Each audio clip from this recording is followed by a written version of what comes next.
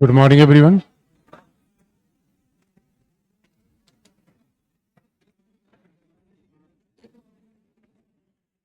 Good morning everyone. Last में क्या लिखा था आपने? गुजराल सिद्धांत। अच्छा, गुजराल सिद्धांत में अच्छा देखिए, एक बात हमने गुजराल सिद्धांत पढ़ लिया। पिछली बार मेंस एग्जाम में एक सवाल आया था कि श्रीलंका के आर्थिक संकट को देखते हुए भारत की रणनीति क्या होनी चाहिए। तो क्या होनी चाहिए? यानी कभी भी पड़ोसी देशों के साथ कोई मामला होगा तो हम किसको अप्लाई करेंगे? गुजराल सिद्धांत। इसका मतलब है कि जो भी आपको ऐसा दिखता है कि सवाल करंट अफेयर का है वो बड़ा सैद्धांतिक होता है। तो अब मालदीव के साथ हम क्या विचार अपनाएंगे? मालदीव इतना छोटा है कि मालदीव को ठासेंगे या प्यार से रखेंगे? क्योंकि याद रखिए, अगर मालदीव को हमने ठास दिया तो कहाँ चला जाएगा? चाइना के पास। इसलिए अपने छोटे पड़ोसी को प्यार से रखिए, और जैसे उसको आपने ठासा फिर आपके लिए प्रॉब्लम और कर देगा। इसलिए फॉरेन पॉलिसी को हम निर्णय कैसे लेते हैं? कॉस्ट बेनिफिट के आधार पे हमें देख लेते हैं कि हम ये काम करेंगे ये फायदा होगा, और ये करेंगे नुकसान होगा। तो कैलकुलेट कर लीजिए, फायदा ज़्यादा होगा तो काम कर लीजिए। आप तैयारी कर रहे हैं कॉस्ट बेनिफिट के हिसाब से, फायदे वाला है घाटे वाला है। याद रखिए, आप इतना कीमती समय लगा रहे हैं, जवानी का यह समय दोबारा वापस आता नहीं। आप समय लगा रहे हैं, पैसा लगा रहे हैं। इसका मतलब हो, कई लोग तो मान लो जिसने बीटेक कर रखा होगा, कोई प्रोफेशनल डिग्री ले रखी होगी, वो जॉब मिल सकता है लेकिन फिर भी नहीं ले रहे हैं, तो डबल कॉस्ट अप्लाई कर रहे हैं। लेकिन क्यों? भविष्य में जब बेनिफिट मिलेगा तब कॉस्ट को बैलेंस कर देगा। आगे चलने से पहले आपको यह भी याद दिला दें, इस बात को लिखेंगे या समझ हो गई बात? दूसरा, एक तरफा छूट सुरक्षा और आतंकवाद के मामले में होगा या केवल तकनीकी आर्थिक मामले में? याद रखिएगा, आतंकवाद के मामले में, सुरक्षा के मामले में किसी प्रकार की छूट संभव नहीं है। तो एक तरफा छूट कहाँ मिलेगी? आर्थिक मामले में, पैसे के मामले में, टेक्नोलॉजी के मामले में। अब एक तरफा छूट इसलिए नहीं मिलेगी, कोई हमारे ऊपर आतंकवादी हमला कर दे और फिर हम कहें भाई इसमें भी छूट देंगे, पड़ोसी है, छोटा पड़ोसी है। यहाँ पे छूट देने की कोई संभावना नहीं है। तो कहाँ छूट मिलेगी, कहाँ छूट नहीं मिलेगी? कुछ कुछ चीज़ों के प्रति हमारी पॉलिसी जीरो टॉलरेंस की है। अच्छा, आप किसके प्रति जीरो टॉलरेंट है? अलग अलग लोग अलग अलग चीज़ों के प्रति होते हैं। एक होता है टॉलरेंट होना, एक होता है जीरो टॉलरेंट। तो आप किसके प्रति टॉलरेंट है, किसके प्रति मतलब जीरो टॉलरेंट है, किसके प्रति? भाई अलग अलग लोग अलग अलग चीज़ों के होते हैं। सिगरेट पीने वालों के प्रति आप टॉलरेंट है या जीरो टॉलरेंट है? क्या इसका मतलब यह है कि आपके बगल में कोई सिगरेट पीता रहे तो आप उसको दौड़ा लेंगे? जीरो टॉलरेंट का मतलब तो यही होता है। और टॉलरेंट का मतलब होता है कोई बात नहीं, पी रहा है तो अब क्या करें, हम नहीं पिएंगे, अगले आदमी कैसे रोके? लेकिन बगल का आदमी पी रहा है तो आपके मुंह पे फूंक रहा है, प्रभावित तो आप भी हो रहे हैं। इसीलिए जीरो टॉलरेंट। हम आतंकवाद के प्रति कौन सी नीति रखते हैं? मतलब रत्ती भर भी समझौता न करना। कितना? हेडिंग क्या लिखा है आपने? हेडिंग कुछ नहीं लिखा है? हेडिंग नहीं कुछ लिखा होगा तो दो तीन लाइन जोड़ लीजिए इसी में, उसके बाद हेडिंग चेंज कर लीजिए। इसी बात को दो तीन लाइन जोड़ लीजिए, जैसे बाद में आपको याद रहेगा। तो लिख लीजिए अगला पॉइंट।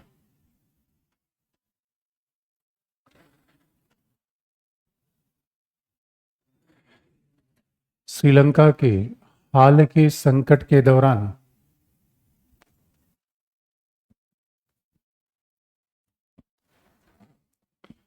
श्रीलंका के हाल के संकट के दौरान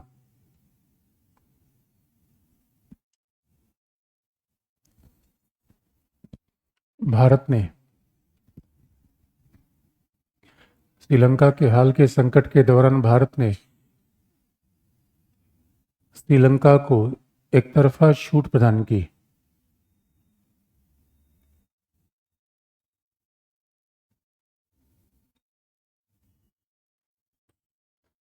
भारत ने श्रीलंका को एक तरफा छूट प्रदान की, लेकिन यह भी उल्लेखनीय है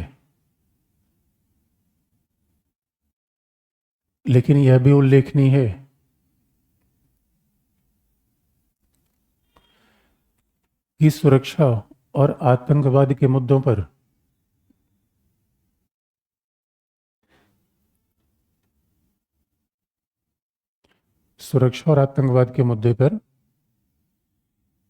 किसी भी पड़ोसी को छूट नहीं दिया जाएगा। सुरक्षा और आतंकवाद के मुद्दे पर किसी भी पड़ोसी को छूट नहीं दिया जाएगा।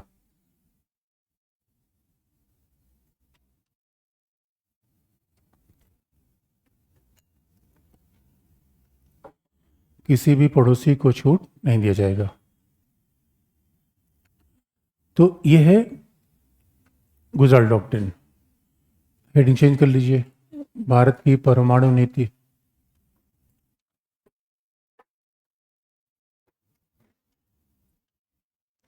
भारत की परमाणु नीति।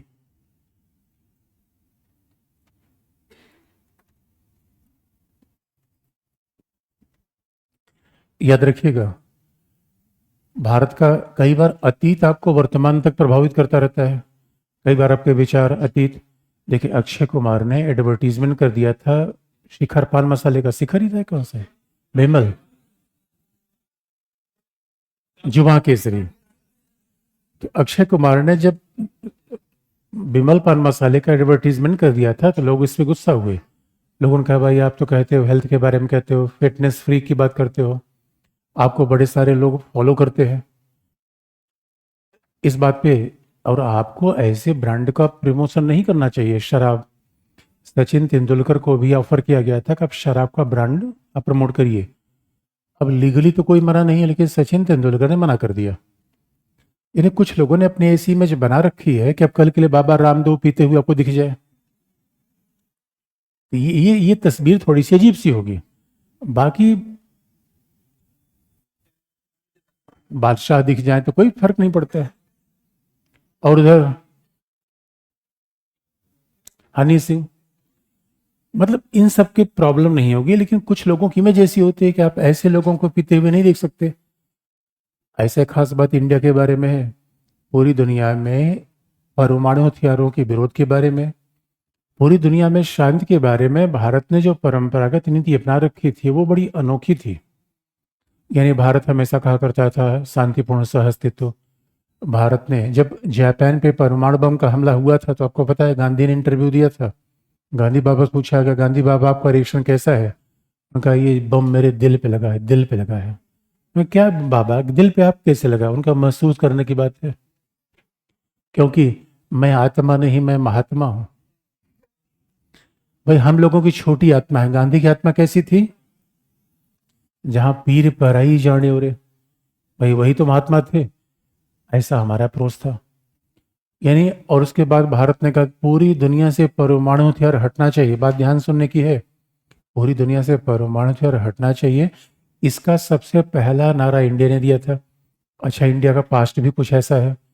पूरी दुनिया में एक ही शासक था जो इतने बड़े साम्राज्य की स्थापना के बाद, युद्ध के बाद भिक्षु बन गया। अब बात ध्यान में रखने की है, भारत का एक कल्चर तो वही है शांतिवादी, और दूसरी कल्चर ये है जो आपको कुंभ मेले में दिखाई देती है। कई बार देखिए, विदेशों में आप जाएंगे तो 80 साल की उम्र में लोग पार्टनर ढूंढते हैं। अब मैं ये नहीं कह रहा हूं खराब है, वो भी जीवन शैली है। पता चला कि 80 साल की बुढ़िया और 80 साल का बुढ़ा पार्क में घूम रहे हैं, 2 दिन घूमे उसके बाद शादी कर लिया। और ये हैरानी की बात है, हमारे यहाँ लोग अभी एक गुजरात में एग्जाम्पल था, तो गुजरात बोर्ड का 12th का टॉपर स्टूडेंट जैन भिक्षु बन गया। भारत में बड़ी अजीब सी परंपरा है मेरे बच्चों। मैं तो दंग रह गया। एक मेरे गांव में थे तो सब्जी बेचते थे पहले, और सब्जी बेचने में खास उनकी शिकायत तो क्या करते थे कि वो तोलने में बहुत हीलावारी करते थे, थोड़ा सा झटका झटका मार देते थे। एक बार मुझे बिल्कुल गिरे हुआ वस्त्र में दिखे। मैंने कहा, दादा ये क्या हो गया गिरे हुआ वस्त्र में? मैं कहा, बच्चा अब मैंने ये सांसारिक जीवन से संन्यास ले लिया है।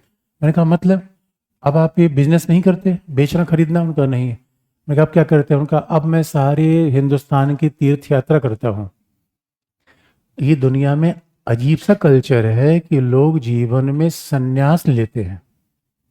बड़ी अजीब सी बात है ये। इसलिए अशोक ने संन्यास ले लिया था। यानी दुनिया में शांतिवादी परंपरा हमारे यहाँ पहले से ही चली आ रही है, ये कोई नई बात नहीं है। अब वो स्टैंड हमने ले रखा था। जैन, सोचिए दुनिया में इतने बड़े अहिंसक कि जो मुंह पे भी मास्क लगा चलते हैं कोविड-19 के पहले से, क्योंकि उनको लगता है फूंकने से भी कीड़े मर जाते हैं, और जब चलते हैं तो पैर पे जमीन। इतने शांतिवादी लोग कहाँ मिलते हैं मेरे बच्चों? तो अब बताओ, जब इतने शांतिवादी लोग थे तो ऐसा थोड़ी था गांधी और नेहरू ने बात कह दी थी।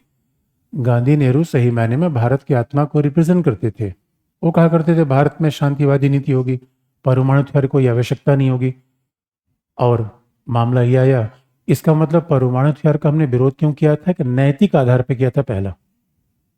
दूसरा, ये भी कारण था कि परमाणु हथियार का विरोध हमने एक रणनीतिक आधार पर भी किया था, क्योंकि परमाणु हथियार जिन देशों के पास था वो थे अमेरिका और सोवियत संघ।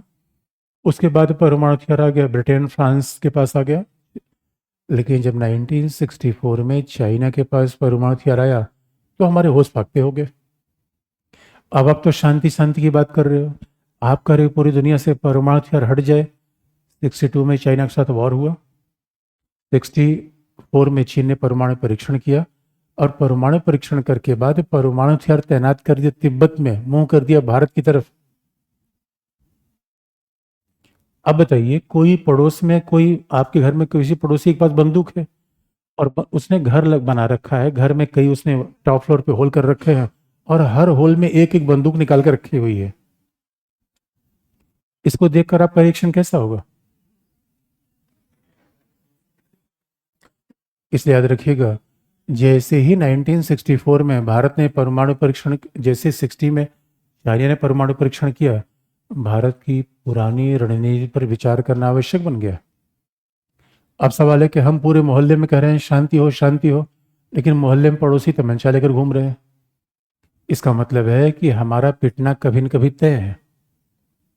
64 के बाद भारत की रणनीति बदली, और उसके बाद 1971 के वॉर में इंडिया को और पता चल गया कि भाई अब तो हमें शक्ति शक्ति चाहिए, क्योंकि तमाम दुनिया में महाशक्ति हमारे खिलाफ है।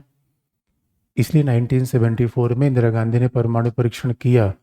लेकिन इंदिरा गांधी से पूछा गया परमाणु परीक्षण क्यों किया, तो उनका अनुसंधान के लिए, रिसर्च के लिए, इसका हथियारों से कोई मतलब नहीं है।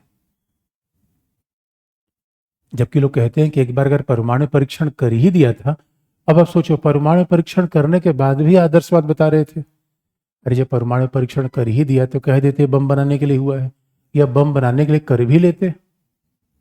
अब ये टेक्निकली तो वेरीफाइड नहीं था किसके लिए था वो।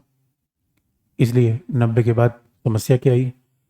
90 के बाद एक तरफ हमारी अर्थव्यवस्था डामाडोल। अब आप देखिए, 90 के बाद देश के सामने इतना बड़ा संकट आया जो कभी भी अतीत में नहीं आया था। अब 62 वॉर कह लीजिए, वो बहुत बड़ा संकट था। 90 के बाद तो पूरी भारत की अर्थव्यवस्था गर्त में। हमारा मित्र सोवियत संघ नहीं रहा, हमारे दुश्मन चीन पाकिस्तान लगातार रहे, और हमारे पास हथियारों की आपूर्ति भी बाधित हो गई। भाई हमारा दोस्त ही सोवियत संघ था। और उधर 90 के बाद अमेरिका ने लगाम लगा दी। अमेरिका ने कहा कि परमाणु हथियारों का प्रसार रोकेंगे। अब आप कठिनाई देखिए, अब आप कठिनाई फॉरेन पॉलिसी के सामने क्या आई? अगर अमेरिका से आर्थिक सहायता लेनी थी तो अमेरिका की शर्त को मानना था, और आर्थिक संकट से बचने के लिए हमें आईएमएफ से सहायता की आवश्यकता थी, अंतर्राष्ट्रीय मुद्रा कोष से सहायता की आवश्यकता थी। उसका मालिक अमेरिका।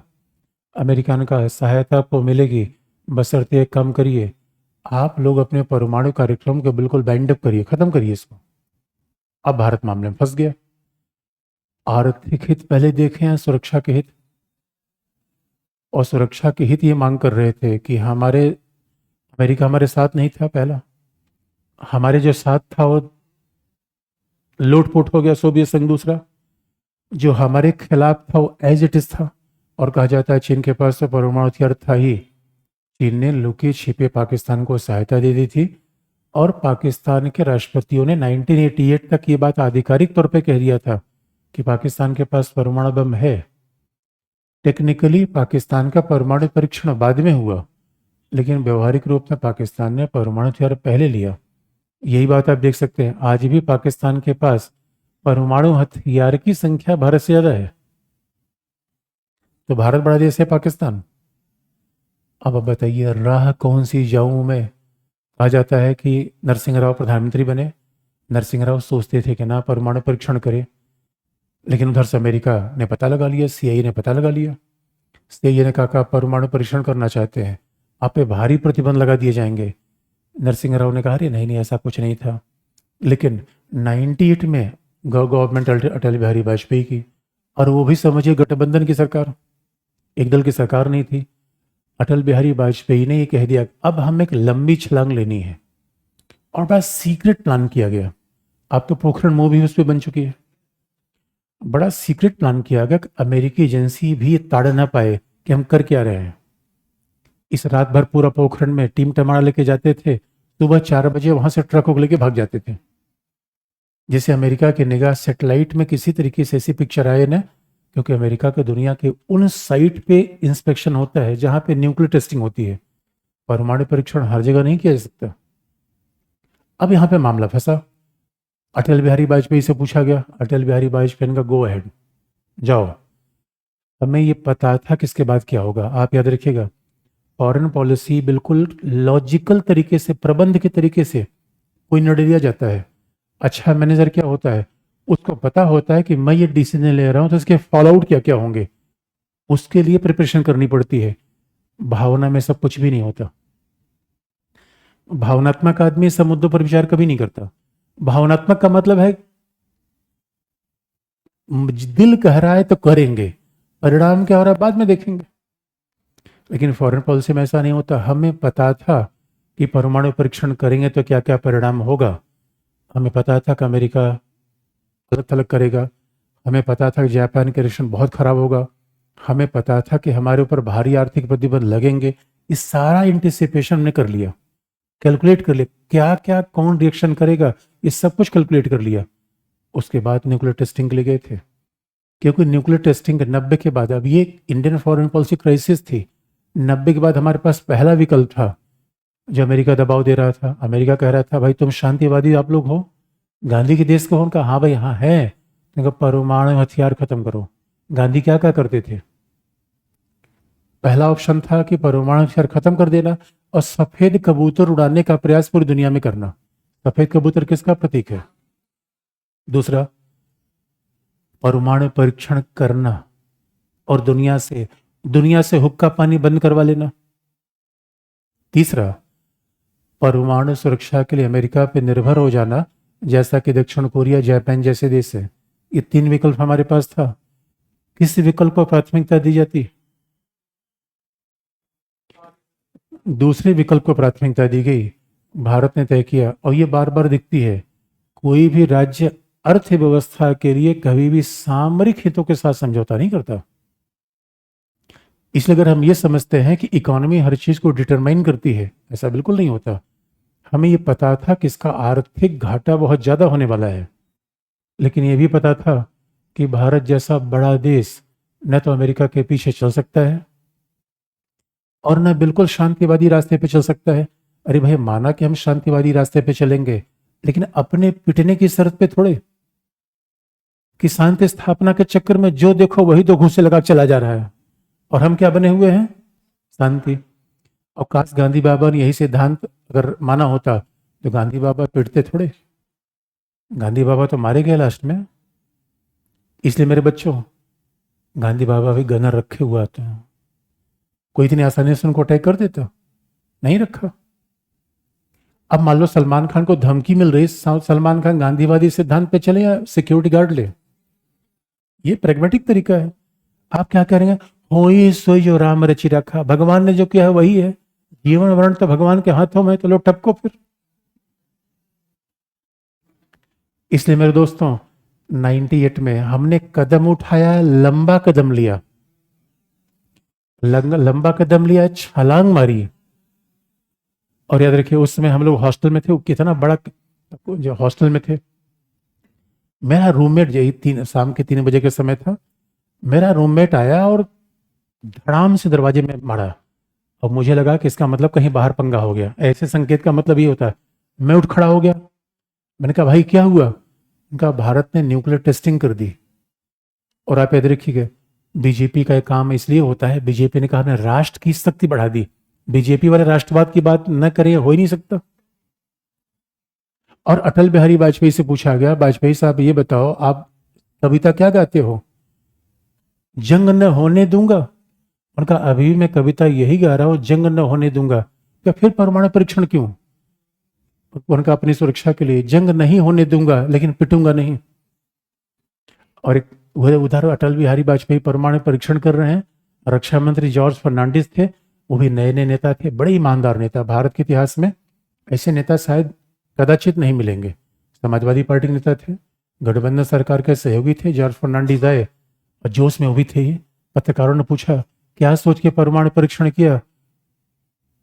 उनका देखते नहीं, नंबर 1 दुश्मन चाइना है। कहा सही था, लेकिन फॉरेन पॉलिसी में कहा नहीं जाता। चाइना को सीधे दुश्मन आप कह रहे हो, और वो भी कह दिया नंबर 1 एनिमी। और ओपनली प्रेस कॉन्फ्रेंस में। ये डिप्लोमेटिक मूव खराब था। आप ये देखो डिप्लोमेसी में हम कैसे काम करते हैं, जब भी दो नेता मिलते हैं हाथ मिला के, भारत और चीन मिलेंगे, 21वीं शताब्दी बदल जाएगी, पीछे चक्कू रखते हैं। कब मिले? कहीं पे निगाहें। ऐसे फॉरेन पॉलिसी में नहीं करते। अच्छा, कई बच्चे बड़े भावनात्मक होते हैं, वो कहते हैं मैं तो सच्ची सच्ची बोलता हूं, मेरे जो दिल में वही जबान पे है।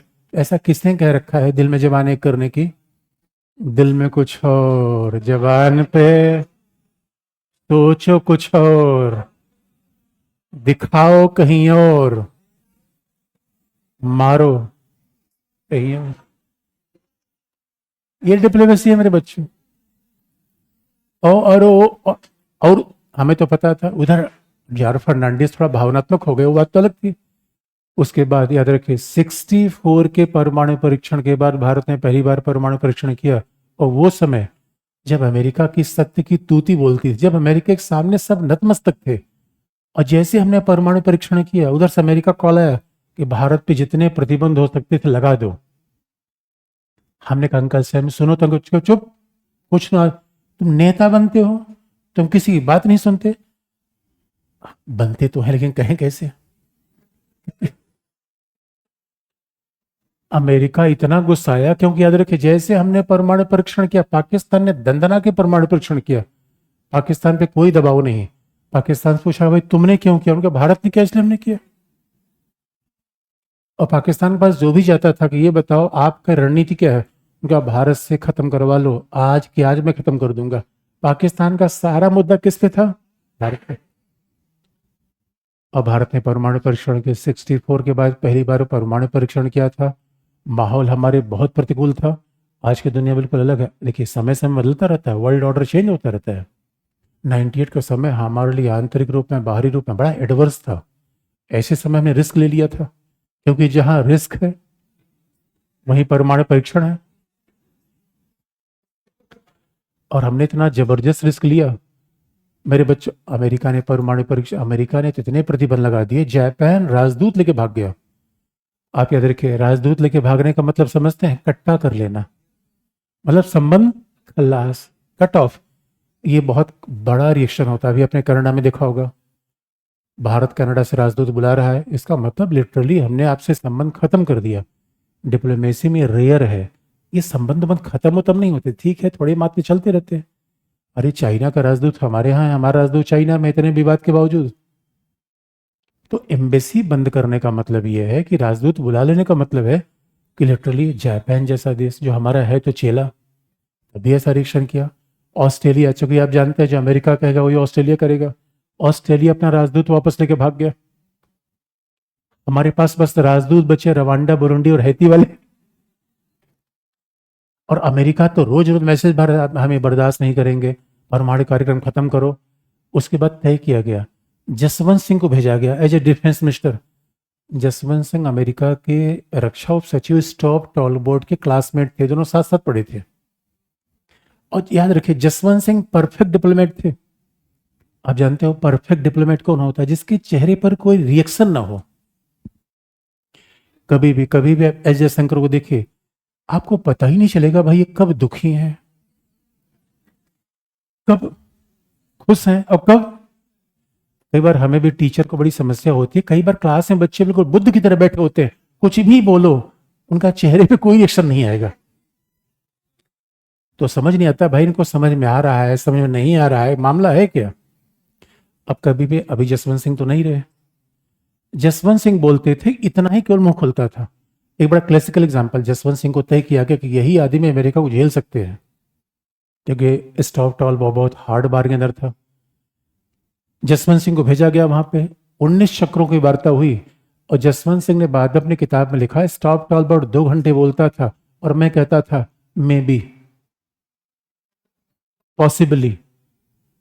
वो एक लाइन कहकर चुप हो जाते थे, और वो कहते थे मैं वार्ता के पहले विस्की का 2 पैक लेके जाता था, लेकिन वो मेरा नशा उतार देता था। बाद में इतनी वार्ता हो गई, अमेरिका सुनने को तैयार नहीं था। अमेरिका का एक ही शर्त है, प्रोग्राम बाइंड अप करो। जसवंत सिंह ने कहा, देखो भाई गठबंधन सरकार है, हमारे यहाँ लोकतंत्र है, ऐसे मैं निर्णय नहीं ले सकता, मुझे सहयोगियों से पूछना पड़ेगा। उसके बाद इधर आ गए। जसवंत सिंह ने कहा, कहाँ भेज दिया था हमको, बहुत बेकार का आदमी, कुछ सुन ही नहीं रहा है। और जसवंत सिंह का एक ही स्टाइल में आपको बता दूं, उपराष्ट्रपति पद के लिए खड़े थे। तो अभी मुझे याद है, पत्रकारों के सामने गया, पत्रकार ने पूछा, जसवंत सिंह आप बधाई हो, आप उपराष्ट्रपति पद के नामित हो गए हैं। कहा, मैंने भी सुना है, मैं उपराष्ट्रपति का चुनाव लड़ रहा हूं। भाई भाई, इतने बड़े पद के लिए आप जा रहे हैं, अगर आप यूपीएससी पास हो गए, आप कह रहे हैं दोस्त बधाई बधाई, मैंने भी सुना है कि मेरा परिणाम आ गया है। ये कैसा लगेगा आपको? और संयोग से चुनाव हार गए। उसके बाद फिर पत्रकार आया, अब तो चुनाव आप हार गए। उनका, हाँ मुझे भी ऐसा पता चला है कि चुनाव परिणाम हमारे प्रतिकूल है। मेरे बच्चों, जसवंत सिंह के लौटने के बाद क्या हुआ, कुछ आप लिख लो, उसके बाद कहानी बाद में। क्या लिख?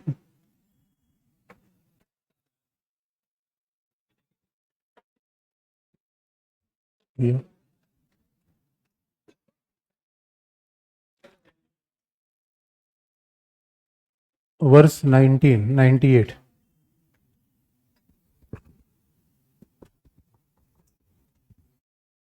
वर्ष 1998 के परमाणु परीक्षण के बाद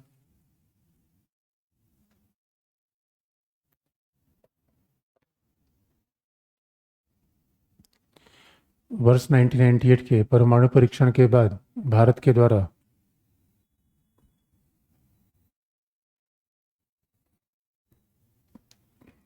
द्वारा आधिकारिक रूप में परमाणु नीति का निर्माण किया गया।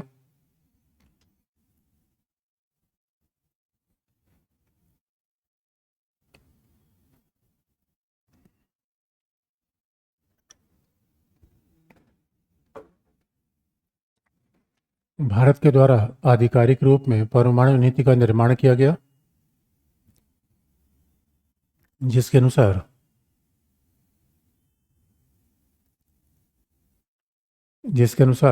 पॉइंट नंबर 1,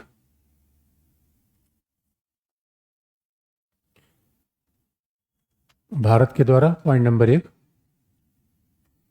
भारत के द्वारा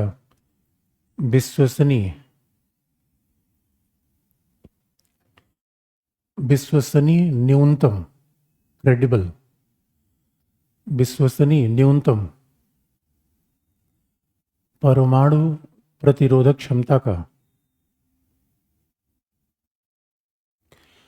भारत के द्वारा विश्वसनीय न्यूनतम परमाणु प्रतिरोधक क्षमता का विकास किया जाएगा।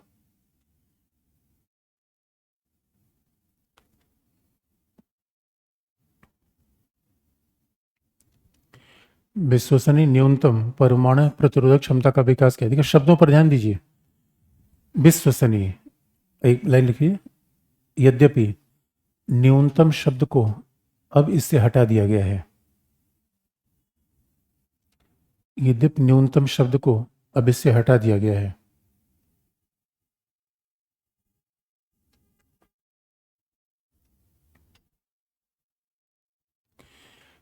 न्यूनतम शब्द को इससे हटा दिया गया है। अच्छा, बात ध्यान सुनने की है। विश्वसनीय न्यूनतम, अब न्यूनतम को हटा दे, इसका कारण एक है। देखिए हमने न्यूक्लियर डॉक्ट्रिन का पहला सिद्धांत क्या बनाया? विश्वसनीय न्यूनतम परमाणु प्रतिरोधक क्षमता का विकास। देखिए अब एक एक शब्द को ध्यान से देखिए। परमाणु हथियार यानी वेपन्स होना जरूरी नहीं है, क्रेडिबल होना चाहिए। मैंने कई बार, अच्छा आप लोग तो ऐसी कॉलेज यूनिवर्सिटी में नहीं पढ़े होंगे, मतलब ये हैरानी की बात है, जब हम लोग विश्वविद्यालय में पढ़ते थे तो विश्वविद्यालय में तमंचे चल रहे हैं। कमाल, बम तो ऐसे मार देते थे बच्चे जैसे दीपावली पटाखा फोड़ते हैं, जैसे छोटे मोटे पटाखे फोड़ते हैं। लेकिन ज्यादातर सीन में मैं देखता था कट्टा फायर किया, मिस फायर हो गया, मुठिया से मार के भागा। ये क्रेडिबल नहीं है। अगर आपने बंदूक रखी है, समय पे चली नहीं, तो बंदूक रखना जानलेवा है। कि आपने फायर कर दिया और मिस फायर हो तो अगला आदमी फिर छोड़ेगा नहीं फिर। इसलिए क्रेडिबल परमाणु हथियार रखना जरूरी है या क्रेडिबल हो जरूरी है। इसलिए अभी आपने देखा होगा हम 2 न्यूक्लियर सबमरीन ला रहे हैं। अभी हमारे पास न्यूक्लियर सबमरीन कम से कम 10 हो, चाइना के पास 12 है, हमारे पास 2 ही न्यूक्लियर सबमरीन है। अरे भाई परमाणु हथियार चाइना पर मारना हो कहां से मारेंगे? हम आप कंधे पर उठाएंगे क्या? न्यूक्लियर सबमरीन होनी चाहिए, क्रेडिबल। अग्नि का पूरा डेवलपमेंट होना चाहिए। हमने परमाणु हथियार इसलिए कहा जाता है विश्वसनीय न्यूनतम और प्रतिरोधक, विश्वसनीय परमाणु न्यूनतम प्रतिरोधक। और जब हमें कहते हैं परमाणु क्षमता, इसीलिए देख रहे हैं अभी हमने सुखोई, मॉस्को सुखोई में तैनात किया है परमाणु हथियार, अग्नि में फिट किया है। और अभी भी हमारे पास उतनी बड़ी संख्या में न्यूक्लियर सबमरीन नहीं है। यानी हमारे परमाणु हथियार चीन को घेरने में समर्थ होने चाहिए, क्योंकि चीन की परमाणु पनडुब्बियां तो पूरे हिंद महासागर में चलती है। और आप याद रखिएगा, भारत और चीन में कभी लड़ाई हो गई तो हिमालय से ही लड़ाई होगी, हिंद महासागर तक आएगी। ये जियोपॉलिटिक्स है। इस बात को हम पहले से एंटिसिपेट करके चलते हैं। इसे परमाणु हथियार होना जरूर नहीं है। क्या होना चाहिए? विश्वसनीय। और विश्वसनीय, दूसरी बात है, विश्वसनीय का मतलब परमाणु हथियार हो, चल जाए, पहला ऑपरेट हो जाए समय पर। और दूसरी बात है जिस दिशा में मारे वहीं चले। हमारे यहाँ वेपन्स होते हैं विश्वसनीय नहीं, वो अविश्वसनीय है। क्यों? अभी आज से शादी ब्याह के सीजन शुरू हो गए हैं, क्योंकि हमें भी निमंत्रण वगैरह आता रहता है। मतलब वही पानी देने वालों के, पेपर देने वालों के ऐसे निमंत्रण हमारे पास आते हैं।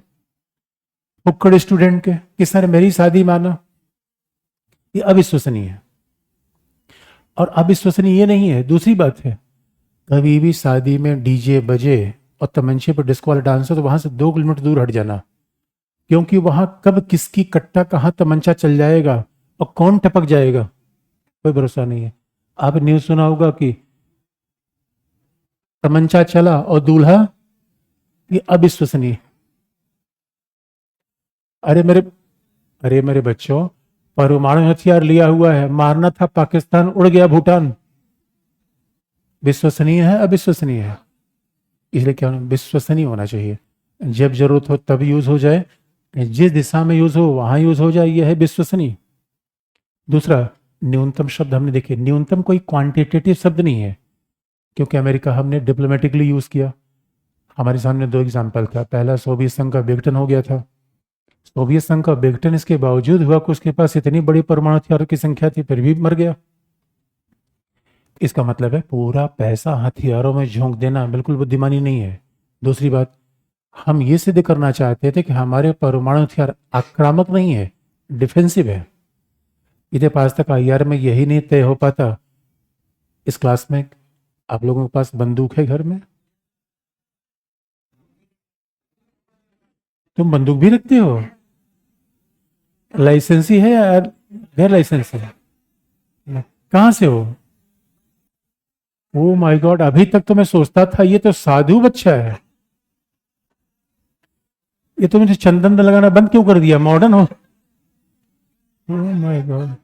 ओ मेरे बच्चों, देखिए एक बात याद रखना, जिन लोगों के पास बंदूक है, आपके पास बंदूक है, मतलब जी, अच्छा, बंदूक कभी चलती नहीं है, जिनके पास बंदूक है चलती नहीं, ले लिया है बंदूक लेकिन चलती कब है, दीपावली में, चलती कब है, शादी में। इसके बावजूद बंदूक एक एक ही पर्याप्त है, 5-6 रखोगे, और बंदूक डिफेंसिव के लिए रखे हो या आक्रमण के लिए। हर हथियार खरीदने वाला यही कहता है कि मैंने आत्मरक्षा में खरीदा हुआ है, लेकिन इसके बीच अंतर करना बड़ा मुश्किल होता है, कब आप सेल्फ डिफेंस में होंगे, कब आप अटैकिंग मोड में होंगे। हर देश यही कहता है कि हमारे सेल्फ डिफेंस में है, इसका न्यूनतम। जबकि अमेरिका ये दावा कर रहा था कि भारत ने परमाणु परीक्षण करके दुनिया में परमाणु हथियार की दौड़ बढ़ा दी है, अब पाकिस्तान परमाणु हथियार के पीछे पड़ेगा, बाकी देश परमाणु हथियार के पीछे पड़ेंगे। 64 से 98, यानी कितने साल हो गए 64 से 98 के बीच के, लगभग 34 साल बाद अगर किसी देश ने ऐसा दुस्साहस किया परमाणु परीक्षण का तो इंडिया ही था। अमेरिका का आरोप अलग था, भारत ये बचाव कर रहा था, वे सेल्फ डिफेंस में हमने काम किया। इसे क्या शब्द रखा, न्यूनतम। न्यूनतम का मतलब ये नहीं कहा कि हम 10 हथियार बनाएंगे, 20, 30, 40, ऐसा कोई क्वांटिटी नहीं बताया, फिर भी इस बात को न्यूनतम हमने किया।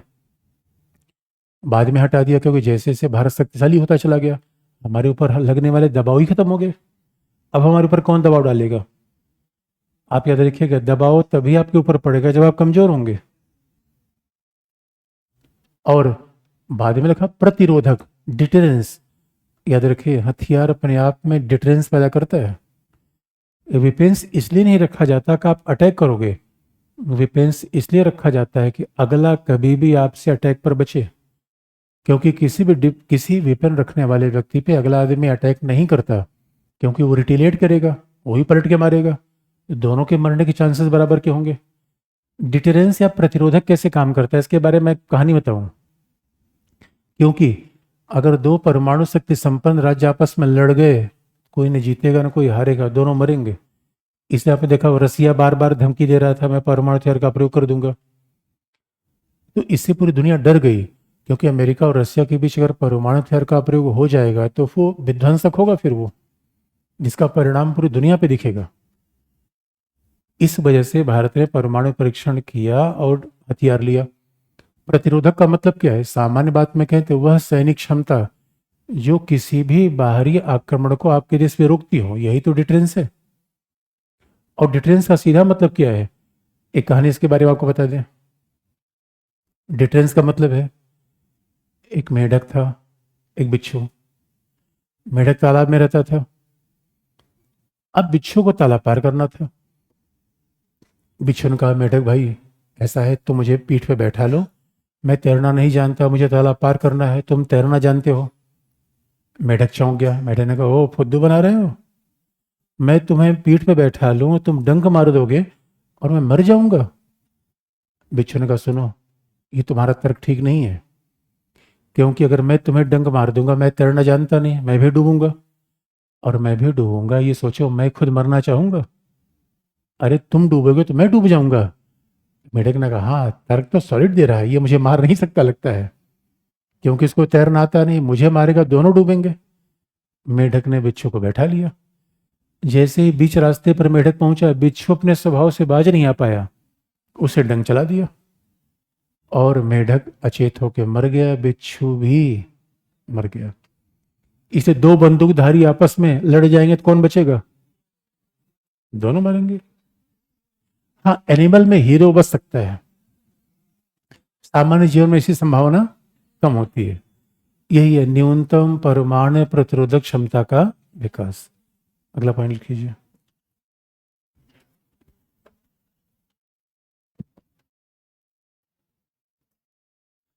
परमाणु हथियार, परमाणु हथियार के निर्माण मात्र से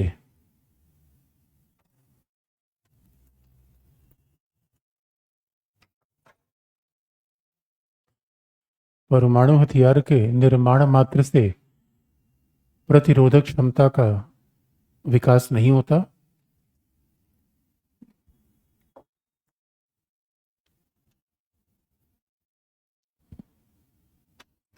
परमाणु हथियार के निर्माण मात्र से प्रतिरोधक क्षमता का विकास नहीं होता, अपितु इसके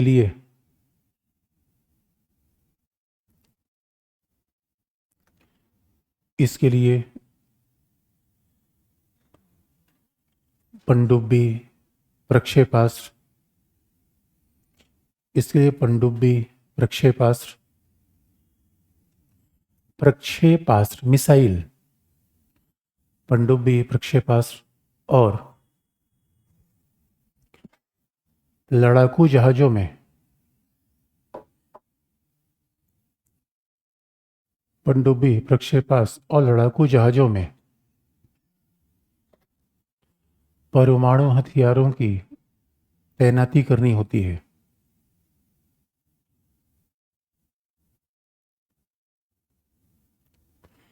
परमाणु हथियारों की तैनाती आवश्यक होती है, तैनाती करनी होती है।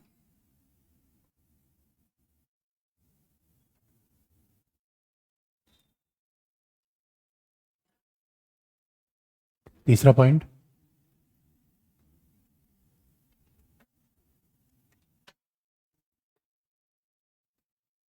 भारत के द्वारा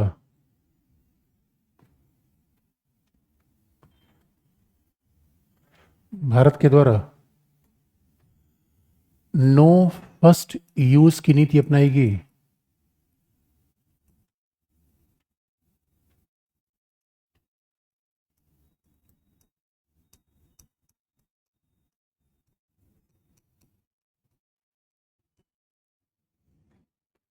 भारत के द्वारा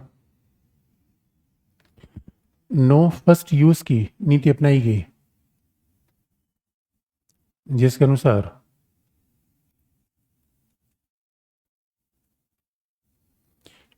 अनुसार भारत परमाणु हथियारों का पहला प्रयोग नहीं करेगा,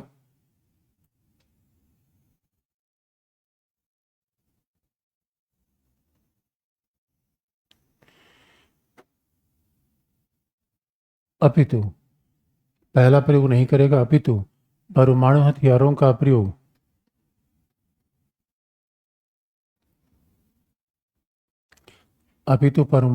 का प्रयोग आत्मरक्षा के लिए ही किया जाएगा।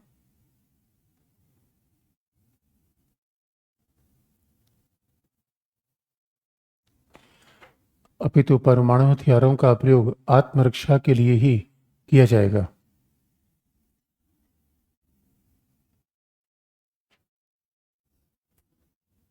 अगला पॉइंट, यानी पहला प्रयोग का मतलब आक्रामक प्रयोग, याद रखिए। इसलिए रसिया बार बार पहले प्रयोग की धमकी दे रहा है, जो सामान्यतः परमाणु हथियारों के इतिहास में नई बात है। अन्यथा रसिया के पहले यदि पाकिस्तान भी हमारे साथ यही व्यवहार करता है, पाकिस्तान बार बार धमकी देता है परमाणु हथियार का हम प्रयोग कर देंगे। इसलिए परमाणु हथियार डिटरेंस के लिए माने जाते हैं, डिफेंस के लिए माने जाते हैं, ऑफेंस के लिए नहीं है। लेकिन रसिया ने थियरी बदल रखी है, वो धमका रहा है कि बाद में ऑफेंस कर देंगे। कई बार ऐसा संभव तब होता है जब दो देशों की सेनाओं में इम्बैलेंस हो, एसिमेट्री हो। अगर दो देश की सेना में कोई बहुत पावरफुल है, दूसरी छोटी है, तो छोटी सेना कई बार परमाणु हथियारों का ऑप्शन लेती है। इसलिए अब देखेंगे, और दुनिया में परमाणु हथियारों की मारामारी तब पोस्ट कोल्ड वॉर वर्ल्ड में ज़्यादा शुरू हुई जब 2003 में अमेरिका ने ईरान को हिट कर दिया। इसे नॉर्थ कोरिया को अब देखेंगे, नॉर्थ कोरिया हर महीने कोई न कोई मिसाइल का परीक्षण करेगा। मतलब नॉर्थ कोरिया के पास इतने हथियार हैं, ये बात अलग है, खाने पीने की चीज़ें नहीं है। नॉर्थ कोरिया की गली गली मोहल्ले में हथियार हैं, क्योंकि उसने नारा दिया है घास खाएंगे लेकिन बम बनाएंगे। वो बना लिया उसने। इसलिए 2003 में जैसे ही अमेरिका ने इराक पे हमला किया था, ईरान को लग गया था कि परमाणु हथियार होना सुरक्षा की गारंटी है। नॉर्थ कोरिया का शासक किम इन जुंग कितना भी बेकार का क्यों ना हो, अमेरिका का राष्ट्रपति उससे बातचीत करना चाहता है।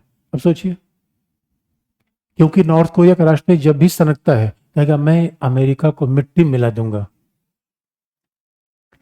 वो सीधा धमकी मेरे आस पास तो किसी को धमकी देता ही नहीं। सीधा धमकी किसको देता है? अमेरिका को। जो अमेरिका को सीधा धमकी देता है तो बाकी लोगों को धमकी देने की आवश्यकता ही नहीं है। यानी भाई जो लॉरेंस बिश्नोई को धमकी दे सकता है वो किसको धमकी नहीं दे सकता? वो तो किसी को धमकी दे सकता है। तो वो फिर नॉर्थ कोरिया इस तरीके काम करता है। इसलिए लेकिन भारत, देखिए भारत एक उत्तरदायी राज्य है मेरे बच्चों। भारत एक लोकतांत्रिक राज्य है। आपने कभी ध्यान दो भारत का बिहेवियर और नॉर्थ कोरिया और रसिया का बिहेवियर, जमीन आसमान का फर्क है। हमारी चीन के बीच में सैनिक तनातनी 2020 के बाद से बनी हुई थी। और मतलब सेनाओं का मिरर डिप्लॉयमेंट था। ये बड़ी गंभीर स्थिति मानी जाती है। मिरर डिप्लॉयमेंट का मतलब होता है सीमा पर सेनाएं कभी तैनात नहीं होती। सेना हमेशा 2-4 किलोमीटर अंदर बंकर में होती है। लेकिन जब दो महाशक्तियों के बीच की सेना आमने सामने हो, मामला बस ट्रिगर दबने की है। इसे बहुत गंभीरतम परिस्थिति को रूप में देखा जाता है। लेकिन भारत ने कभी भी ये नहीं कहा कि वो परमाणु हथियारों का प्रयोग कर देगा। ये भारत का रिस्पॉन्सिबल बिहेवियर है जो उसे बाकी देशों से अलग बनाता है।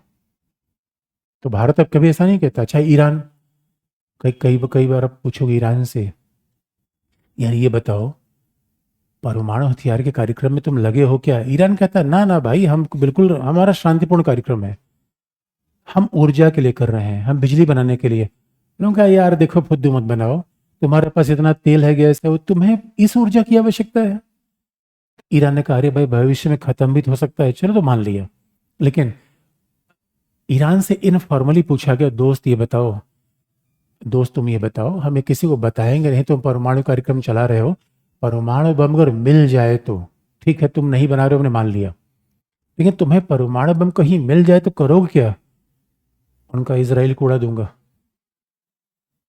इंटेंशन देखिए, भारत का इंटेंशन कभी ऐसा नहीं, उड़ाने पढ़ाने वाली हम बात ही नहीं करते।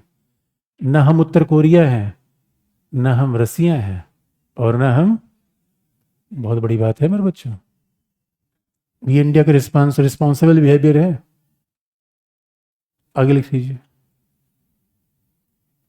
क्या लिखा आपने?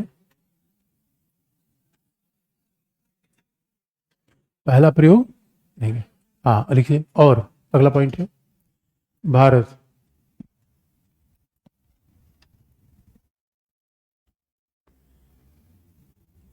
भारत किसी भी ऐसे राज्य पर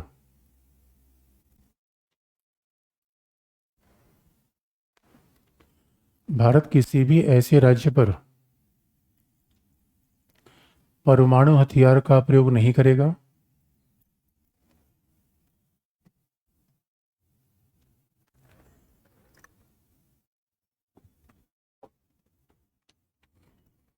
भारत किसी भी ऐसे राज्य पर परमाणु हथियार का प्रयोग नहीं करेगा जिसके पास परमाणु हथियार नहीं है।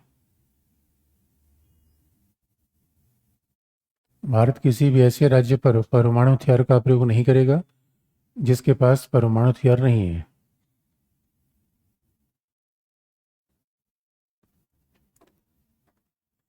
यद्यपि यद्यपि भारत पर जैविक और रासायनिक हमलों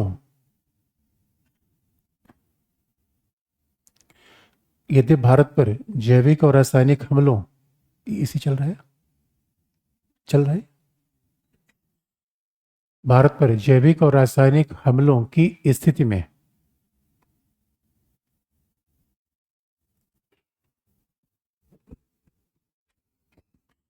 परमाणु हथियारों के प्रयोग का विकल्प खुला रहेगा।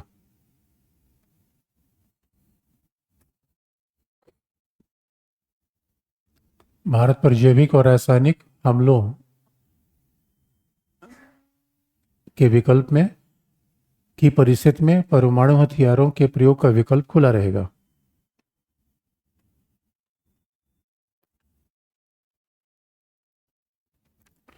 परमाणु हथियार के प्रयोग का विकल्प खुला रहेगा। अगला पॉइंट,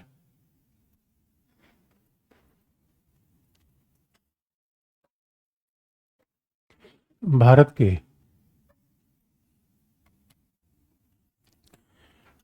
के परमाणु हथियार के प्रयोग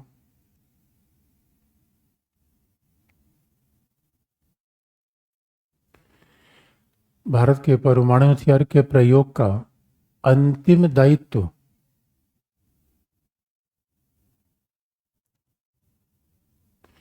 भारत के परमाणु हथियार के प्रयोग का अंतिम दायित्व सिविल प्रशासन के हाथों में है, ब्रैकेट में प्रधानमंत्री। भारत के परमाणु हथियार के प्रयोग का अंतिम दायित्व सिविल प्रशासन या नागरिक प्रशासन, ब्रैकेट में प्रधानमंत्री।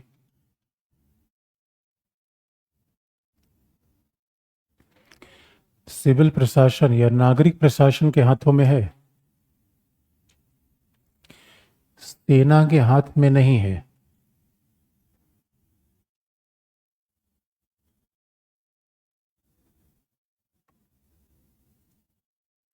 नागरिक प्रशासन के हाथ में है, सेना के हाथ में नहीं है। अगला पॉइंट, भारत भविष्य में अपनी परमाणु अनुसंधान क्षमता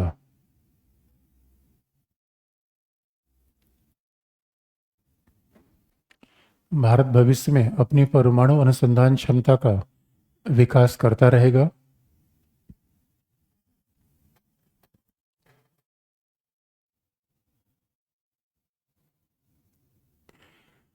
भारत भविष्य में अपनी परमाणु अनुसंधान क्षमता का विकास करता रहेगा और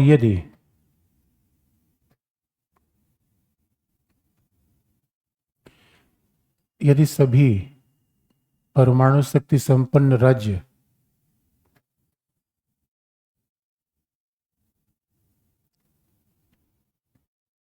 यदि सभी परमाणु शक्ति संपन्न राज्य अपने परमाणु हथियारों का परित्याग कर दें,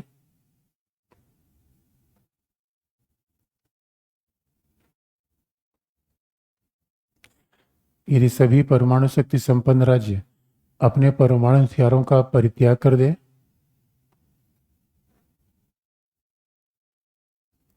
तो भारत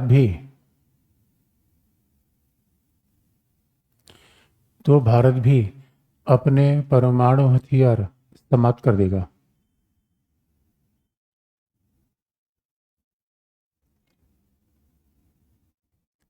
तो भारत भी अपने परमाणु हथियार समाप्त कर देगा। देखिए, ये बड़ी इंटरेस्टिंग बात है। लास्ट में अभी भी हमने एक ऐसा अप्रोच बना रखा है और सीधी सी बात है, देखिए यहाँ पे भी अभी भी हम आदर्शवादी अप्रोच हमने बना रखा है। अगर दुनिया में सभी अपने परमाणु हथियार समाप्त कर दें तो भारत क्या करेगा? समाप्त कर देगा। लेकिन न नौमन तेल होगा। अब कोई मुझसे कहे कि भाई आप भ्रष्टाचार कर रहे हैं, भ्रष्टाचार खत्म कर दीजिए, तो मैं कहूंगा भाई पूरी दुनिया से भ्रष्टाचार खत्म करवा दो, उसके बाद मैं खत्म कर दूंगा। तो भारत दुनिया का एकमात्र ऐसा देश है जिसने ये आदर्शवादी स्टैंड अभी बना रखा है। जबकि भाई दुनिया में यही होता है कि जबकि अमेरिका दुनिया को ये कहता है कि पहले भारत परमाणु हथियार खत्म करे, भारत कह रहा है पहले तुम खत्म करो, फिर रसिया खत्म कर दे तो आप खत्म करो, उसके बाद हम भी खत्म कर देंगे। अमेरिका कहता है भाई तुम हमको बताओगे, भारत ने कहा हम किसी को ही बता सकते हैं। लेकिन आपको याद दिला दें, भारत ने जो परमाणु नीति बना रखी है उस पर थोड़े विवाद भी हुए, और विवाद तब हुए 2014 में वर्तमान सरकार के चुनावी घोषणा पत्र आए। तो एनडीए ने अपनी चुनावी घोषणा पत्र में ये लिख दिया कि हम नो फर्स्ट यूज की पॉलिसी को रिव्यू करेंगे। लोगों ने बाकी परमाणु नीति पे सवाल तो नहीं उठाया। नो फर्स्ट यूज पे इसका मतलब हम पहले प्रयोग नहीं करेंगे। तो लोगों ने मजाक में कहते हुए कहा दूसरी बार प्रयोग का मौका नहीं मिलेगा। बात स्पष्ट हुई? क्यों? आपने पॉलिसी बना रखी हम पहला प्रयोग नहीं करेंगे, पाकिस्तान की पॉलिसी तो नहीं है। और कहा जाता है कि रसिया और अमेरिका ने भी पॉलिसी नहीं बना रखी है, चीन ने बना रखी है। चाइना इसको मानता है। तो हमने कह दिया कि नो फर्स्ट यूज हम करेंगे, इसका मतलब पहला प्रयोग नहीं करेंगे। तो लोगों ने कहा कि दूसरे प्रयोग का मौका नहीं मिलेगा, क्योंकि जब भी आपके ऊपर कोई हमला करेगा तो आपको रिटेलिएशन का चांस नहीं देगा कि आप पलट के मारिए। और पहली बार की लोगों ने कहा पाकिस्तान का व्यवहार ऐसा आक्रामक है। फिर कुछ लोगों ने आलोचना ये कर दी कि भारत में तो अभी देख परमाणु पनडुब्बी थे, आईएनएस अरिहंत, अभी दूसरी परमाणु पनडुब्बी हमने लाया है और हमारे पास केवल 2 परमाणु पनडुब्बी से कैसे डिफरेंस बनेगा। अभी भी देखें एयरफोर्स के 48 स्क्वाड्रन की डिमांड सेना ने कर रखी है, अभी हमारे पास 30 स्क्वाड्रन है। तो आप याद रखिए, वार इंडिया टीवी के मामले से थोड़ी चलता है कि हम गए वहां पीट पाट के चले आए। वो कहने में बहुत अच्छा लगता है, वार की अपनी एक्सीजेंसी होती है, अपनी प्रिपरेशंस होती है। किसी भी देश के साथ वार करने से पहले आपके 30 दिन के सारे डिफेंस इक्विपमेंट रेडी होने चाहिए। 30 दिन तक के लिए आप इधर उधर नहीं भटकिए। ऐसा थोड़ी होता है कि गोली मार के फिर उसके बाद भाई गोली मंगाओ, ऐसे वार कभी नहीं होता। इसलिए अभी देखो, जैसे चाइना की सीमा पर मामला बना था, भारत सरकार ने डिफेंस का इमरजेंसी प्रोक्योरमेंट खरीद रखा हुआ है। 3-3 साल तक हमने आपातकालीन तरीके से डिफेंस खरीदा, क्योंकि यूपीए रिजिम में थोड़ा सा मामले गड़बड़ ऐसे हुए, कुछ ब्यूरोक्रेसी आ गई, कुछ करप्शन के चार्जेस आ गए। 10 साल तक लगभग हथियारों खरीदारी हो ही नहीं पाई। भारत जैसे बड़े देश के लिए फिर तो मामला गड़बड़ था। इसलिए अब देखिए, चीन के सामने कोई सरकार खड़ी नहीं हो पाती थी। अभी 3 साल से हमने इतने हथियार खरीदे, चीन के साथ बिल्कुल ही क्लियर था कि आप याद रखना, बार बार चीन के साथ मैसेज हमने दे दिया, अगर लड़ोगे तो इतने गोले मारेंगे, गिर नहीं पाओगे। बाद में आप देखेंगे, अदरवाइज चीन पीछे हट जाए, ऐसा होता नहीं है। चीन को पीछे हटना पड़ा, यही डिटरेंस है। तो हमने आतंकी के लिए थोड़ी रखा है। अभी ये थोड़ी है कि चीन घिसकता चला है, घिसकता चला है। एक आदमी रोज ही हमारे घर में कूद रहा है और हम करें भाई पड़ोसी, हम तुम्हारे साथ शांति बनाएंगे, वहीं पकड़ कूटो पहले। जो हमारे घर में कूद सकता है यार, कमाल की बात है, उसे आप शांति बनाने की बात कर रहे हो। और आप याद रखना, जब हमने चीन को रोक दिया तो पाकिस्तान को मैसेज अलग से देना पड़ेगा क्या? अरे मोहल्ले के सबसे पावरफुल आदमी को हमने अगर बता दिया तो बाकी लोग तो अपने आप उनकी सिट्टी पिट्टी गुम हो गई। एक ही बात के मैसेज बहुत दूर तक जाते हैं मेरे बच्चों। तो अलग अलग से कहने की आपको बात नहीं पड़ती। और कुछ लोगों ने कहा कि नहीं, अभी भी आलोचक इस तरीके की बातें करते हैं। आलोचक कहते हैं कि भारत पर अगर कभी परमाणु हथियार का हमला हो जाए, हमारे पास पोस्ट डिजास्टर मैनेजमेंट की टेक्नोलॉजी नहीं है। यानी उस हमले के बाद हम कैसे लोगों का रिहेबिलिटेशन करेंगे, कैसे उसको हम प्रबंध करेंगे। अब हमारे यहाँ देखिए, डिजास्टर मैनेजमेंट वाली बात तो अभी आई है। पहले आपदा होती थी तो आपदा के लिए निपटने कोई तरीका होता ही नहीं था। आज तक इस देश में परमाणु आपदा जैसी घटना नहीं हुई है। यही तो मैनेजमेंट है।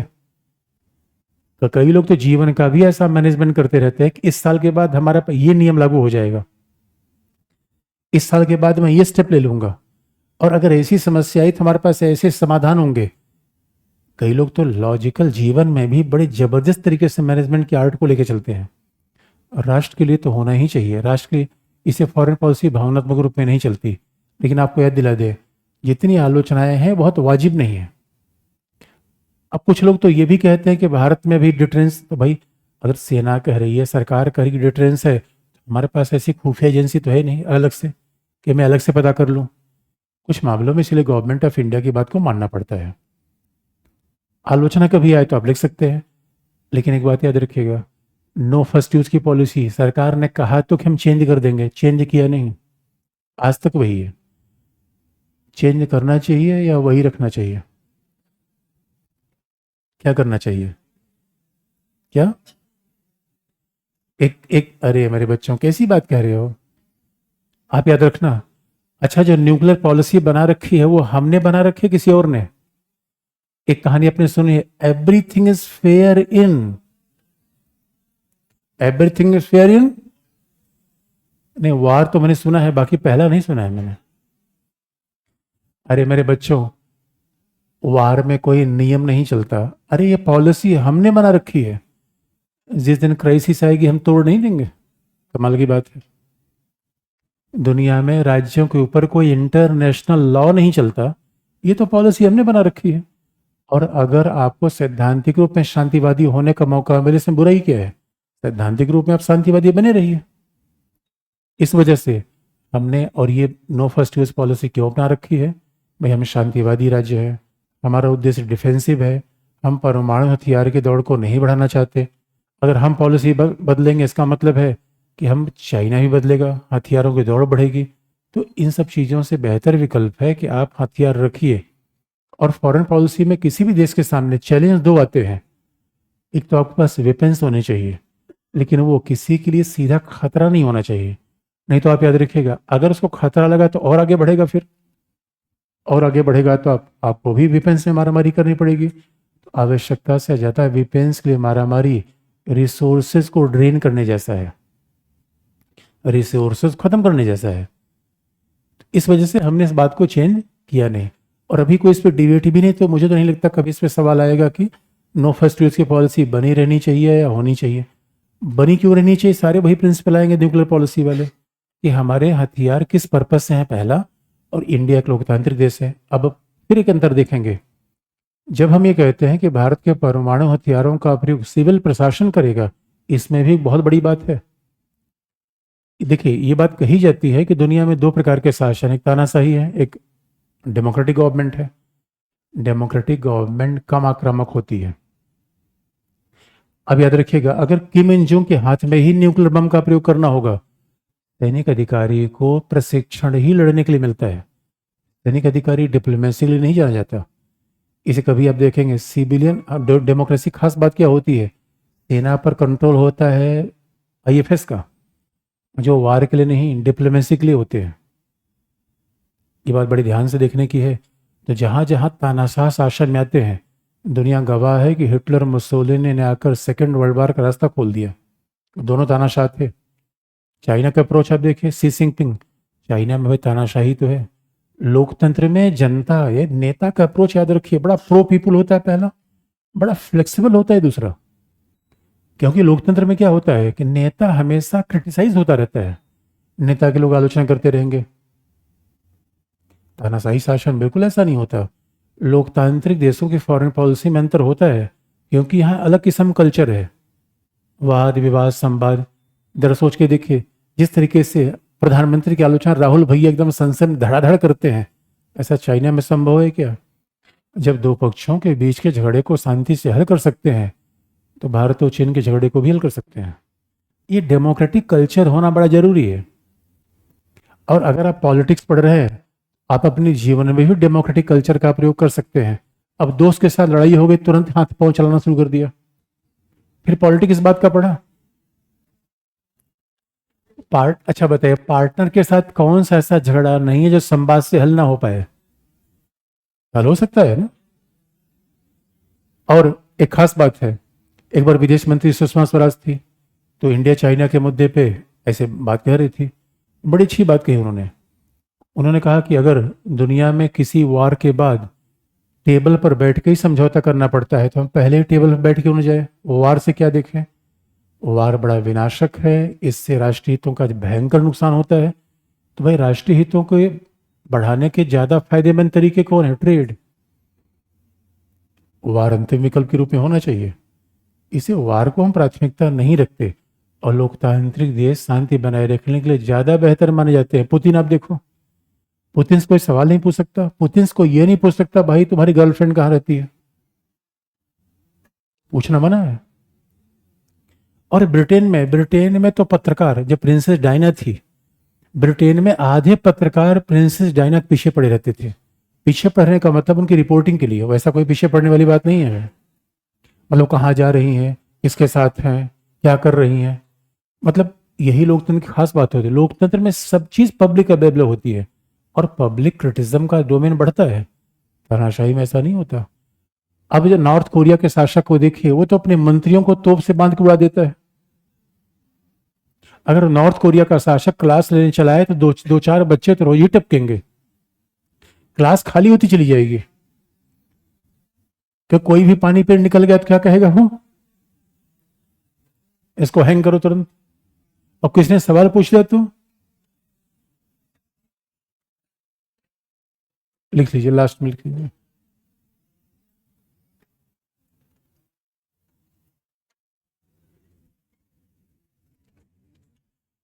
हाँ, अंतिम पैराग्राफ है, अंतिम पैराग्राफ।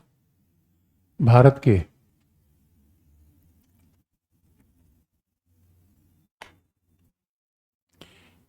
भारत के नो फर्स्ट यूज, पहले न प्रयोग करने की नीति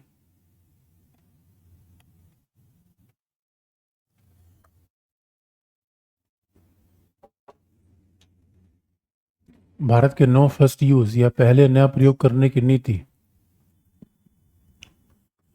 भारत के लोकतांत्रिक, उत्तरदायी राज्य के सिद्धांत के अनुकूल है।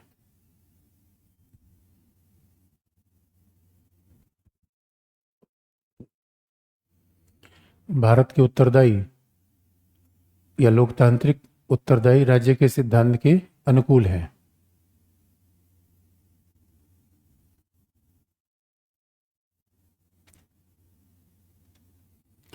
उत्तरदायी लोकतांत्रिक राज्य के सिद्धांत के अनुकूल है, जिससे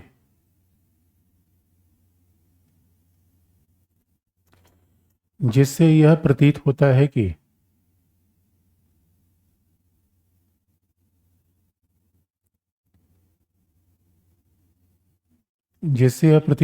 कि भारत के परमाणु हथियार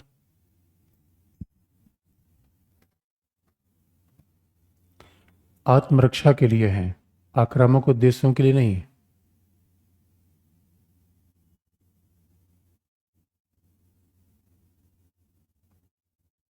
जिससे यह प्रतीत होता है कि भारत के परमाणु हथियार आत्मरक्षा के लिए हैं, आक्रामक उद्देश्यों के लिए नहीं।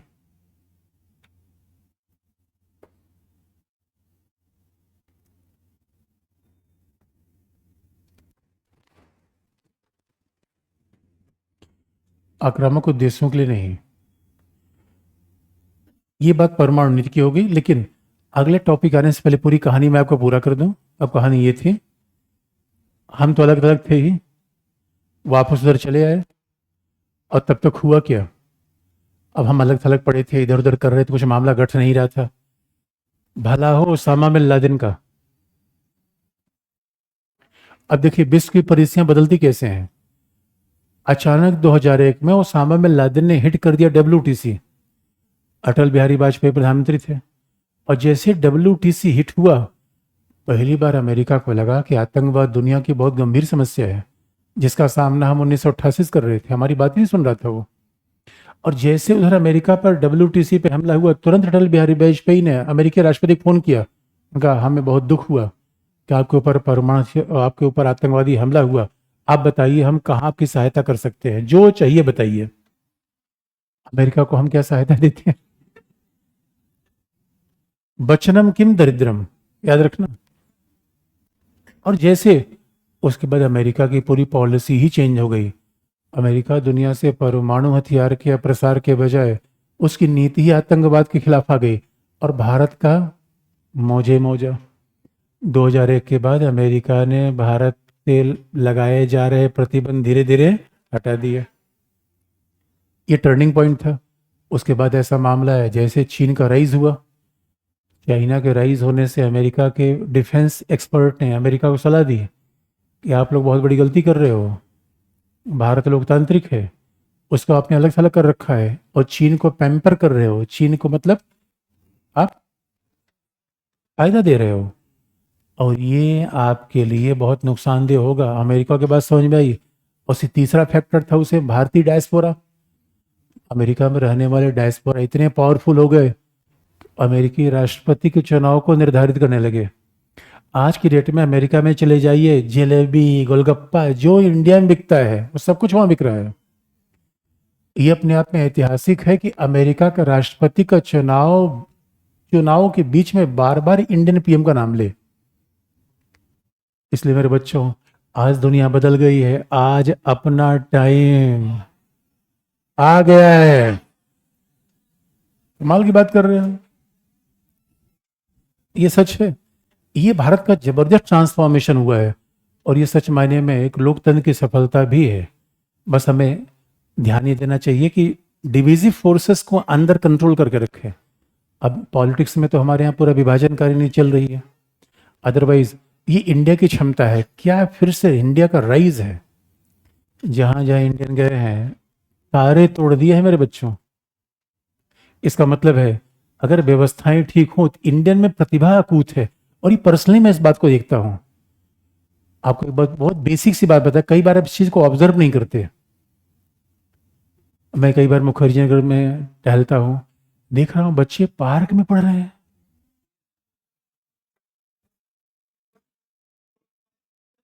ये सा और वही सुबह सुबह बिल्कुल।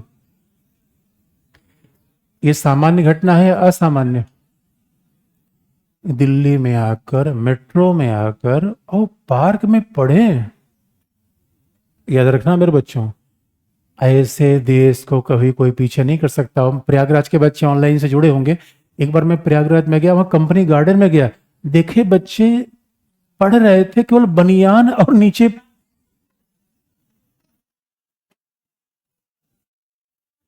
मैंने उसमें बड़े सारे बच्चों से पूछा, मैंने कहा अरे ये बच्चे पार्क में पढ़ रहे हैं इसे। और उनका नहीं नहीं बिजली कटती है तो बिजली थोड़ी कटेगी। अब तो थोड़ा लाइब्रेरी वाला सिस्टम आ गया, तो अब बच्चे पार्क में कम दिखते हैं, लाइब्रेरी में शिफ्ट हो गए। ऐसे देश की जनता को कोई पीछे, आप याद रखना, ये बात याद रखना बच्चों। जहां लोग इतने मेहनती हों, दुनिया नॉलेज की है, और इंडियन पढ़ाई को पूजा मान के आगे बढ़ते हैं। और यकीन मानो आज की डेट में यूएस का तो यह हाल है कि वो रिक्वेस्ट करते हैं, भाई इंडियन स्टूडेंट कोई तो हमारे एडमिशन ले लो। इंडियन स्टूडेंट उनके रैंकिंग को बढ़ा देते हैं, क्योंकि वो पढ़ने की उनकी आदत है। जब गंदे नाले के पास बैठ के पढ़ सकते हैं, तब सोचो अच्छा पार्क होता तो कितना पढ़ते। इतने प्रदूषण में जमे हुए हैं, तो जहां प्रदूषण नहीं होगा कितनी इफिशियंसी के साथ पढ़ेंगे। इफिशियंसी के साथ पढ़ेंगे, दुनिया जीत लेंगे। तलवार से या प्यार से? तलवार से नहीं। लिखने की बात है मेरे बच्चों। क्या हेडिंग लिखा?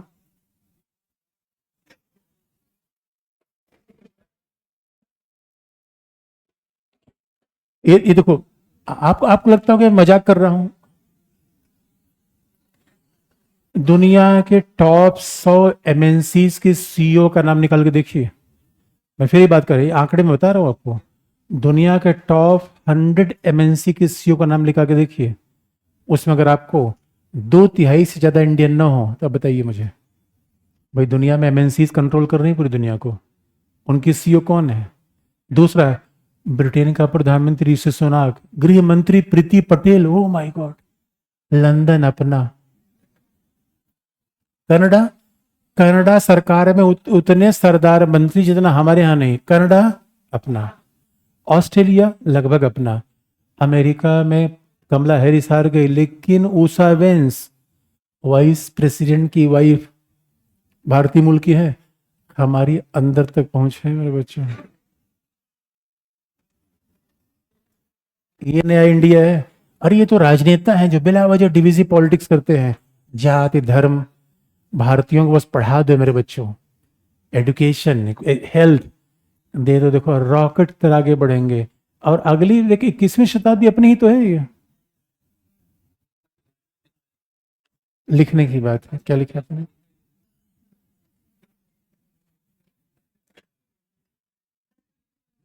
हेडिंग लिखिए। अब मैं वर्तमान पे आ रहा हूं। वर्तमान में क्या चेंज दिख रहा है? हेडिंग लिखिए। महाशक्ति, महाशक्ति के रूप में उभार।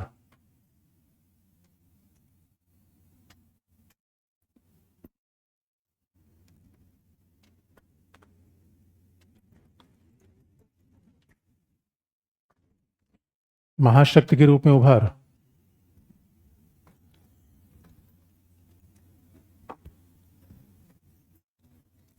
बहुत बड़ी हेडिंग है मेरे बच्चों। यानी rise of a major power. और ये कहा भी जाता है rise and fall of great nations. दुनिया में कई बार ऐसा हुआ है कि बड़े बड़े राज्यों का कभी उदय था, जैसे एथेंस। अब एथेंस का उतना अच्छा उभार आज के डेट में नहीं हो पाया। चाइना, चाइना दुनिया में एक बार सभ्यता था, उसका फिर राइज है। जर्मनी सेकेंड वर्ल्ड वॉर में ध्वस्त हो गया था, फिर राइज पे है। जापान, दुनिया में कई देशों ने हमेशा अपने आप को राइज कर रखा है। भारत का सिविलाइजेशन तो ही है, कई कई देश आप देखेंगे नहीं 75 साल में, कई देश का जबरदस्त डिक्लाइन हुआ है। यही rise and fall of nation है। तो राष्ट्र तो लोगों से मिलकर बनता है। ये बात भी है कि लोगों में जब शासन सही होगा, व्यवस्था सही होगी, तभी तो राष्ट्र आगे बढ़ेगा। इस वजह से इंडिया, जब 47 में हम थे तो हमारी पहचान अलग थी। हम एक देश थे उपनिवेशवादी व्यवस्था से पीड़ित देश, जो सामाजिक न्याय की मांग करता था, इसे 47 में आप देखेंगे हमारी पहचान क्या थी। हमारी पहचान एशिया अफ्रीका के एक पिछड़े देश के रूप में थी। आज हमारी पहचान क्या है, एक महाशक्ति के रूप में। कितना बड़ा ट्रांजिशन है। 47 में हम एग्जाम की तैयारी कर रहे थे और आज टॉप 5 में है, रिजल्ट में टॉप 5 में है। ये राष्ट्र की बहुत बड़ी उपलब्धि है, ये संविधान की उपलब्धि है, लोगों की उपलब्धि है। भाई ऐसा ट्रांसफॉर्मेशन, इतने बड़ी देश का ट्रांसफॉर्मेशन दोस्तों, कमाल की बात है। मैं ये नहीं कह रहा हूँ देश में समस्याएं नहीं है, समस्याएं तो ही है, मगर मैं कहूँ समस्या नहीं तो ये भी बात गलत होगी। इतने बड़े देश में समस्या न हो ऐसा संभव ही नहीं है। लेकिन साउथ कोरिया का ट्रांसफॉर्मेशन कोई खास बात नहीं है। ठीक है, साउथ कोरिया बड़ा अमीर बन गया तो आबादी 5 करोड़ है, याद रखिएगा, ये तथ्य हम बोल नहीं सकते। यूएई, ठीक है, समृद्धि का सागर है यूएई, आबादी 80 लाख है। यूएई की आबादी हमारे यहाँ रोज मेट्रो में चलती है, आप याद रखिएगा। सिंगापुर ठीक है, बहुत बड़े समृद्धि के सागर पर है, पर कैपिटा इनकम को जबरदस्त बढ़ा लिया है। मैं ऐसे देशों की बात कर रहा हूँ जो एशिया अफ्रीका के हैं, मैं यूरोप की बात नहीं कर रहा हूँ। ऐसे से देशों का जबरदस्त राइज हुआ। और हमसे बड़ा अगर कोई देश है चाइना है, चाइना का राइज कमाल की बात है। लेकिन चाइना के राइज का जो साधन है वो तानाशाही है। बच्चों, इतिहास अगर आप देखो, लाखों लाखों लोगों को माओ ने मौत के घाट उतार दिया है। और आज भी चीन में जिस तरीके से डंडा चलता है, चीन में जो सरकार का विरोध करे वो कहाँ जाता है पता नहीं चलता। हमारे यहाँ तो एक ईडी के छापे पर हंगामा होने लगता है। चाइना में ऐसा नहीं है, जो करप्शन कर रहा है उसको तो ऐसी सजा मिलती है कि वो रूह काम जाएगी उसकी। लोकतंत्र के साथ 145 करोड़ जनता को साथ लेके चलना, ओ माय गॉड, उस पे भी सफलता की मंजिल पा लेना।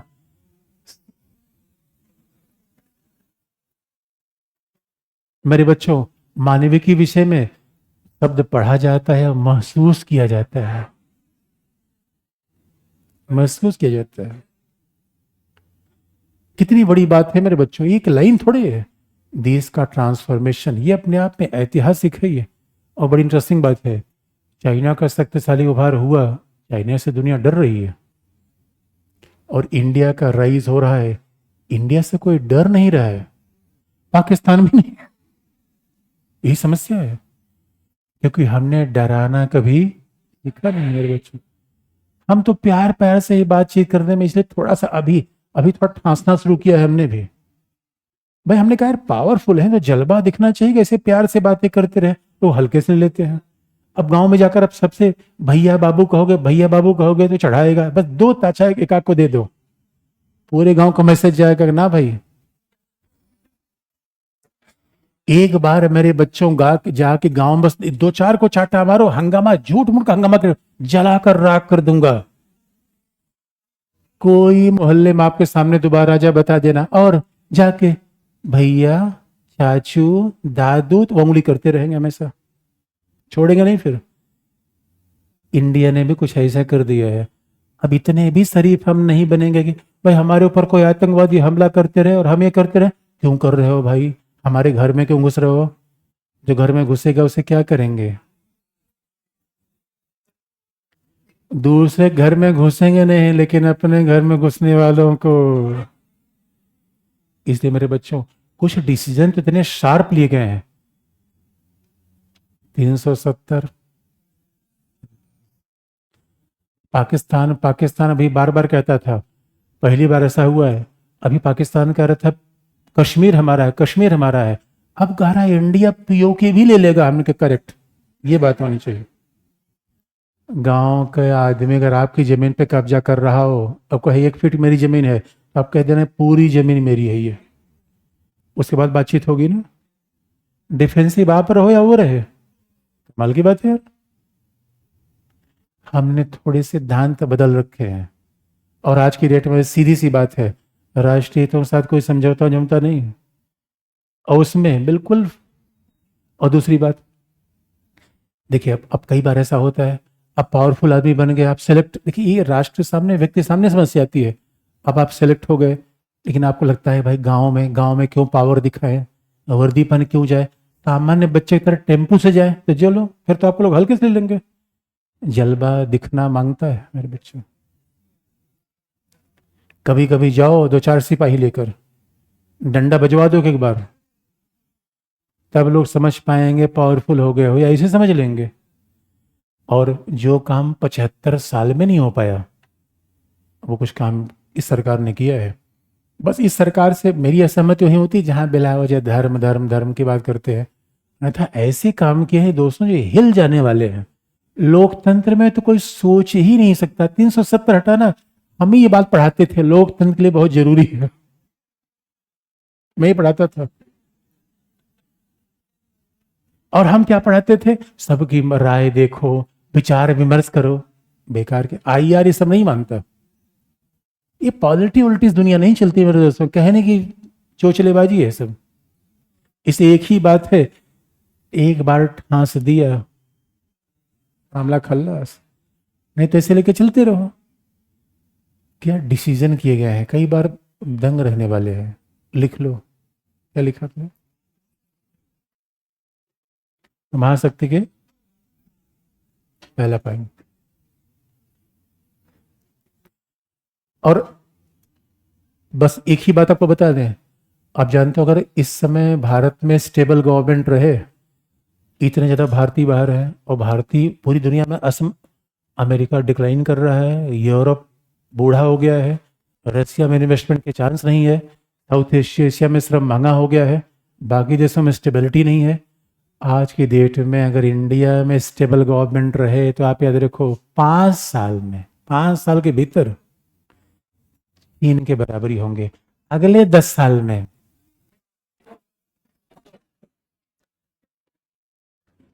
मेरे बच्चों अब यही बात है, पॉलिटिकल स्टेबिलिटी, अब लोकतंत्र में कई बार पॉलिटिकल स्टेबिलिटी कंप्रोमाइज हो जाती है। बस पॉलिटिकल स्टेबिलिटी रहे, उसके बाद तो देखो दोस्तों दंदना कर कैसे मामला आगे बढ़ता है। क्या लिखा आपने।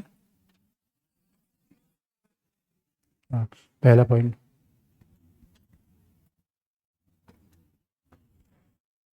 ये संयोग का विषय है, पहला पॉइंट। ये संयोग का विषय है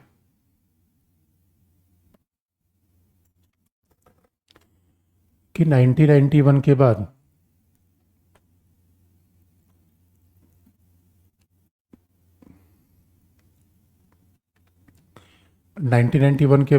जहां विश्व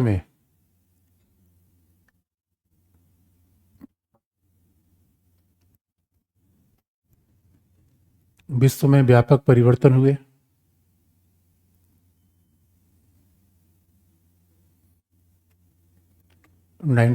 के बाद जहां विश्व में व्यापक परिवर्तन हुए, भारतीय विदेश नीति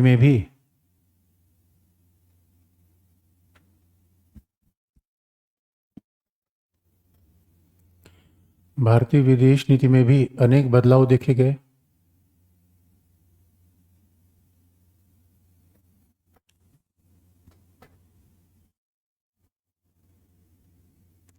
भारतीय विदेश नीति में भी अनेक बदलाव देखे गए,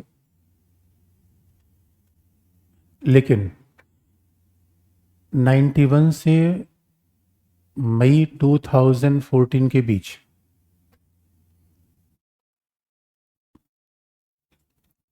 मई 2014 के बीच गठबंधन सरकारों के कारण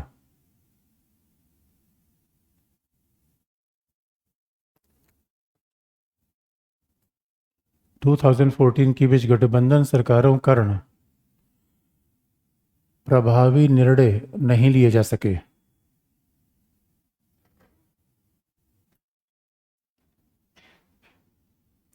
गठबंधन सरकारों कारण प्रभावी निर्णय नहीं लिए जा सके।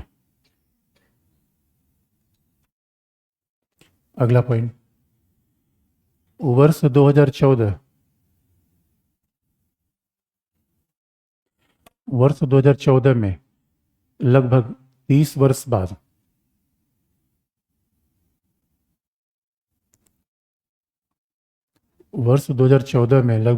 वर्ष बाद पुनः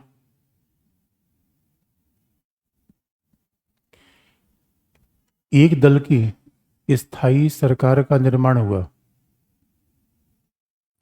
वर्ष 2014 में लगभग 30 वर्ष के बाद एक दल की स्थायी सरकार का निर्माण हुआ।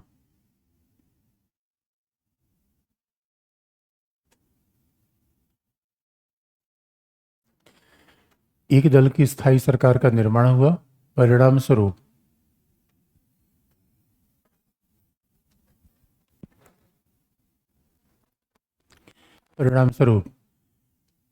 विदेश नीति में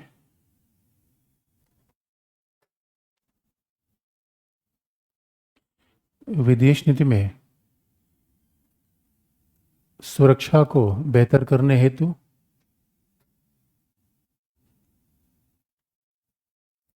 विदेश नीति में सुरक्षा को बेहतर करने के लिए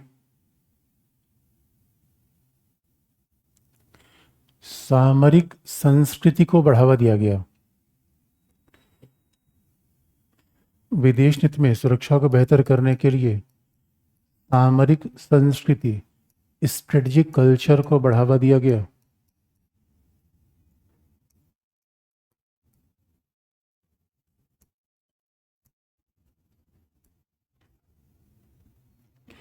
सामरिक संस्कृति या स्ट्रेटजिक कल्चर को बढ़ावा दिया गया, जिसके उदाहरण निम्नलिखित है।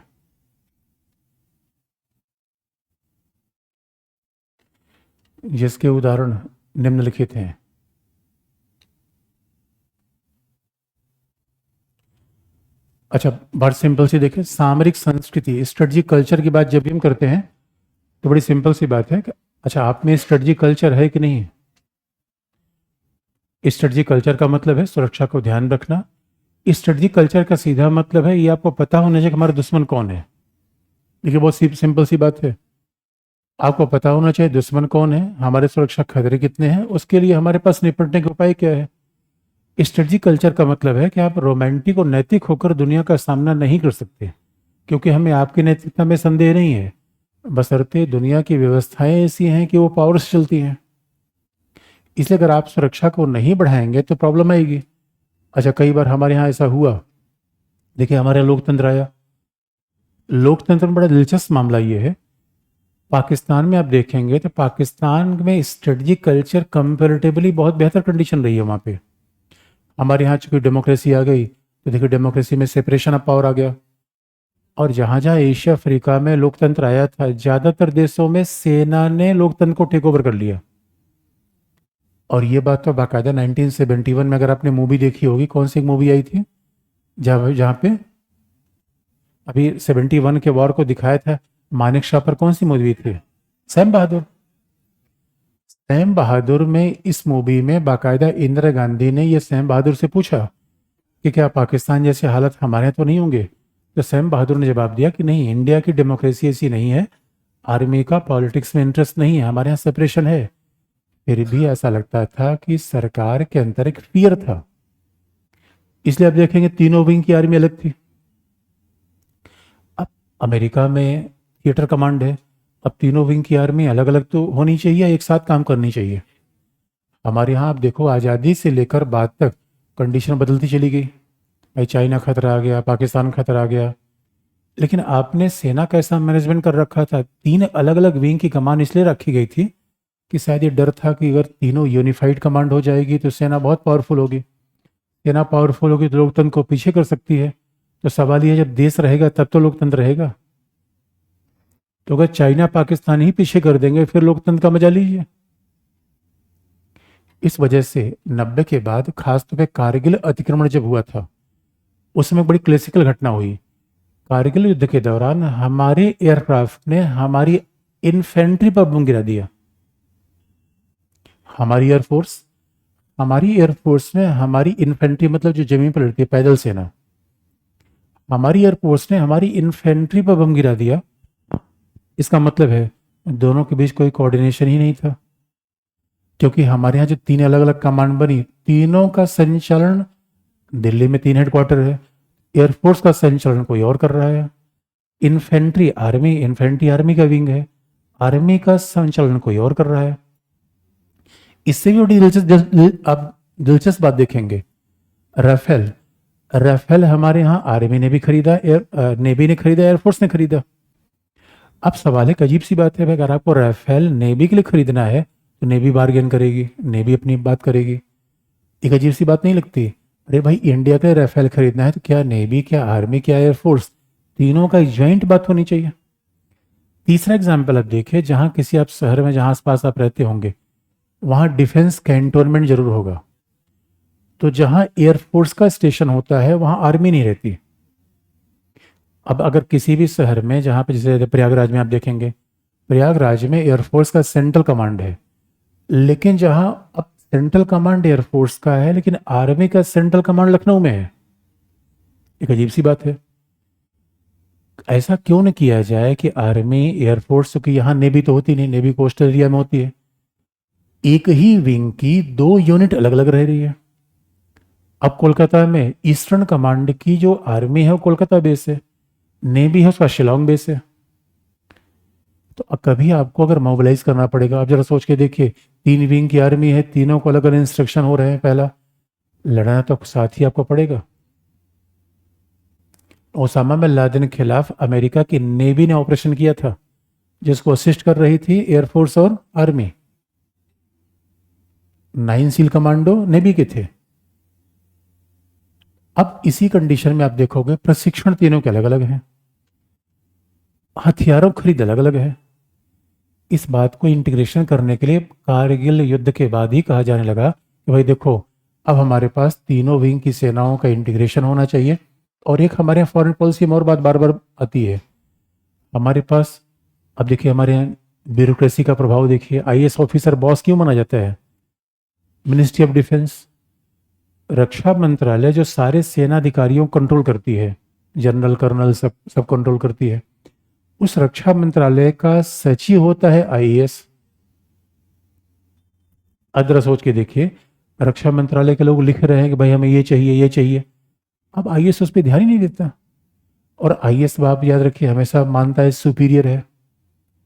एक अजीब कंडीशन नहीं है, यही बात तो पुलिस सर्विस के लोग कहते हैं।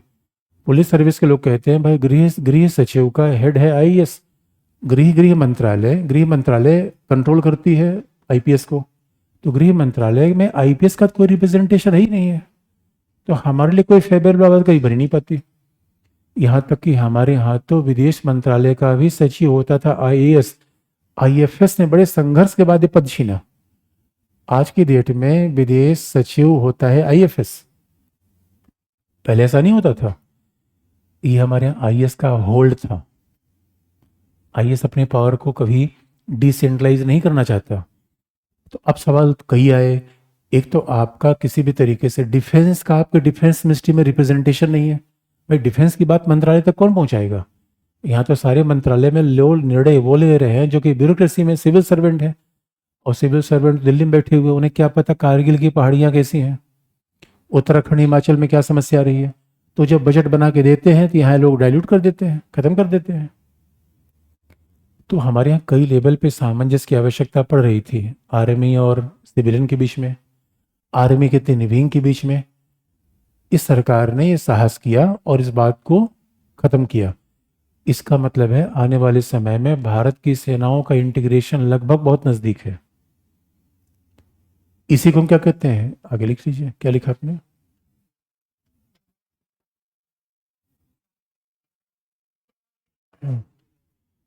जिसके उदाहरण, पहला पॉइंट,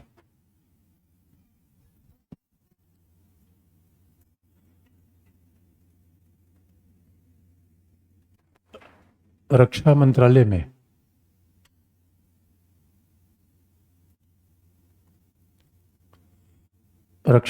में सैनिक विभाग के अंतर्गत department of military affairs,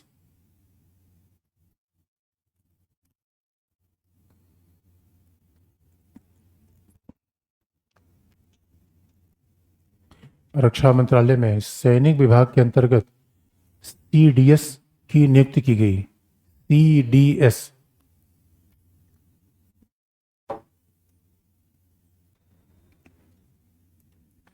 CDS मतलब है चीफ ऑफ डिफेंस स्टाफ।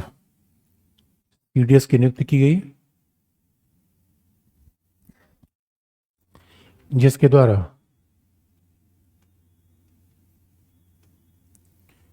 जिसके द्वारा सैन्य और सिविल प्रशासन के बीच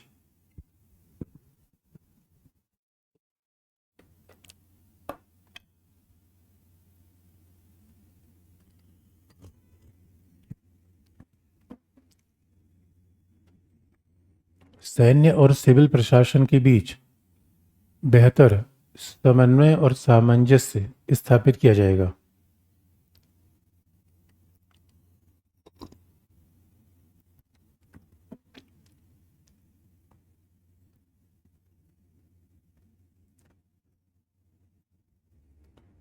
समन्वय और सामंजस्य स्थापित किया जाएगा। अगला पॉइंट, भारत में तीनों सेनाओं के प्रशिक्षण, संचालन,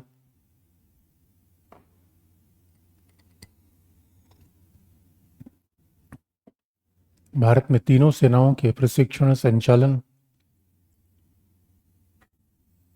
एवं सैन्य सामग्री की खरीद में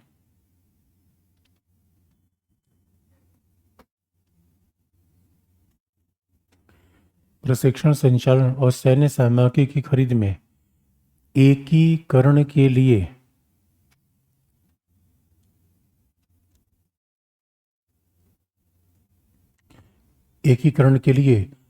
सीडीएस की नियुक्ति पहला कदम है।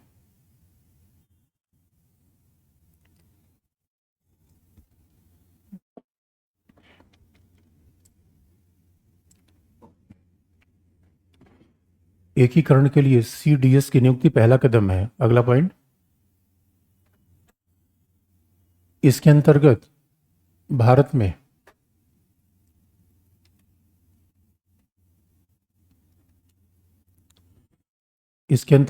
में सेनाओं की अलग अलग कार्य कर रही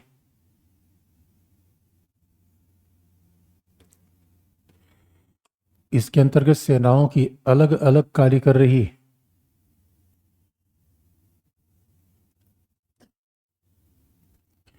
सेनाओं की अलग अलग कार्य कर रही 17 इकाइयों को सेनाओं की अलग अलग कार्य करने वाली 17 इकाइयों को एकीकृत करके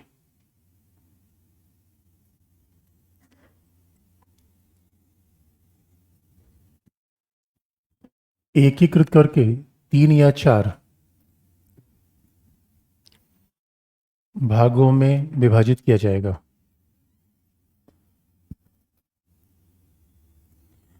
3 या 4 भागों में विभाजित किया जाएगा।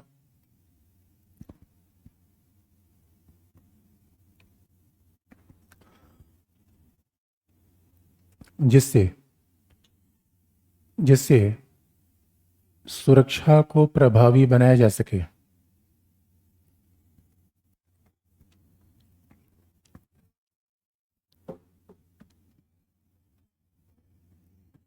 जिससे सुरक्षा को प्रभावी बनाया जा सके।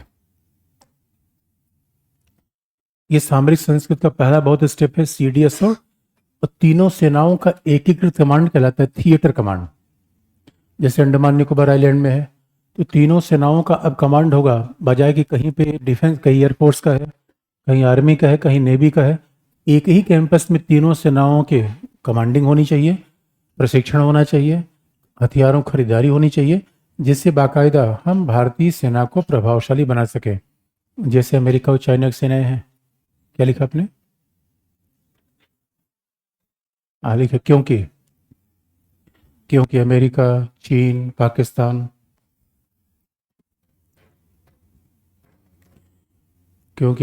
चीन, पाकिस्तान,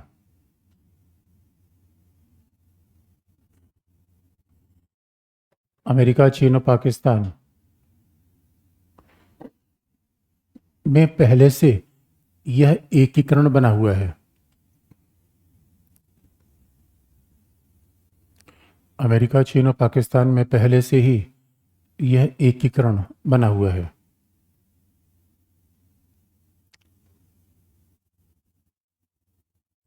पहले से एकीकरण बना हुआ है। तो ये पहला स्टेप ये लिया गया। दूसरा मेन पॉइंट आप लिखिए, पहला सीडीएस का पॉइंट में, यानी स्ट्रेटजिक कल्चर में पहली बात ये ली गई। दूसरा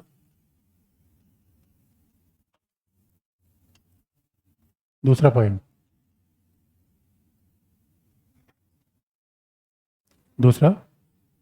दूसरा मेजर पॉइंट है। पहला स्ट्रेटजिक कल्चर पहला पॉइंट में लिखा है। दूसरा भले तो अभी तो सीडीएस ही थोड़े बताया, केवल एक सीडीएस या थिएटर कमांडी तो बताया, तो दूसरा ही हुआ था, अगला दूसरा होगा। अगला, हाँ, आगे लिखिए, अगला लिखिए। परंपरागत रूप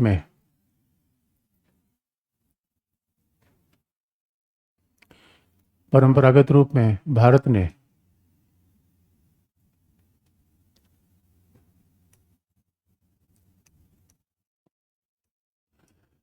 सामरिक संयम की रणनीति अपनाई।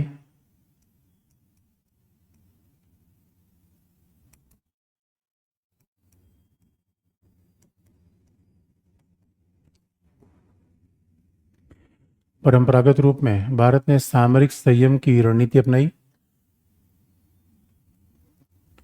लेकिन आतंकवाद के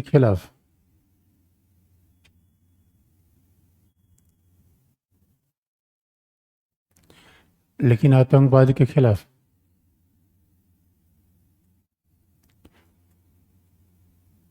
जीरो टॉलरेंस की नीति अपनाते हुए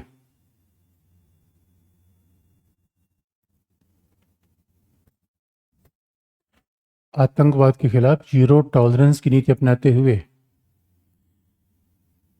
सर्जिकल स्ट्राइक और एयर स्ट्राइक का प्रयोग किया गया। आतंकवाद के विरुद्ध जीरो टॉलरेंस की नीति अपनाते हुए सर्जिकल स्ट्राइक और एयर स्ट्राइक का प्रयोग किया गया।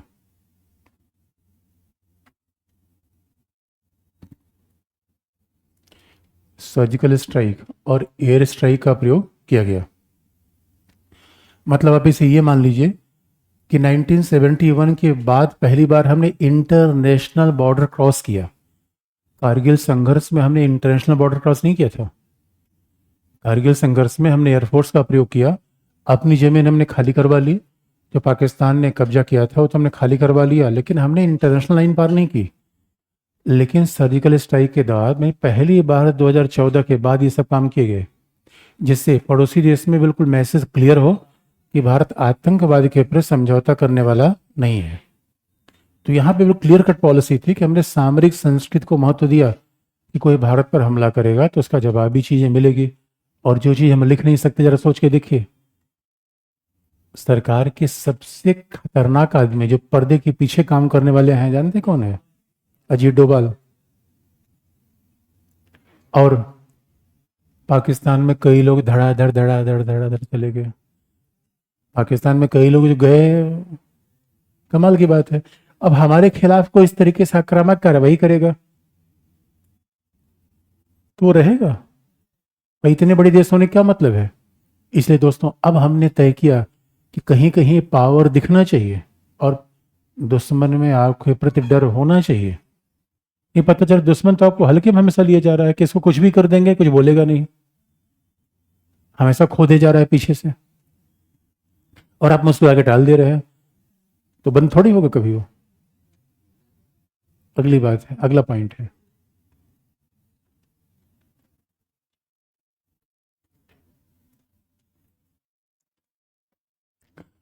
अब अच्छा दो चीज आपको बता दें, देखिए कैसे।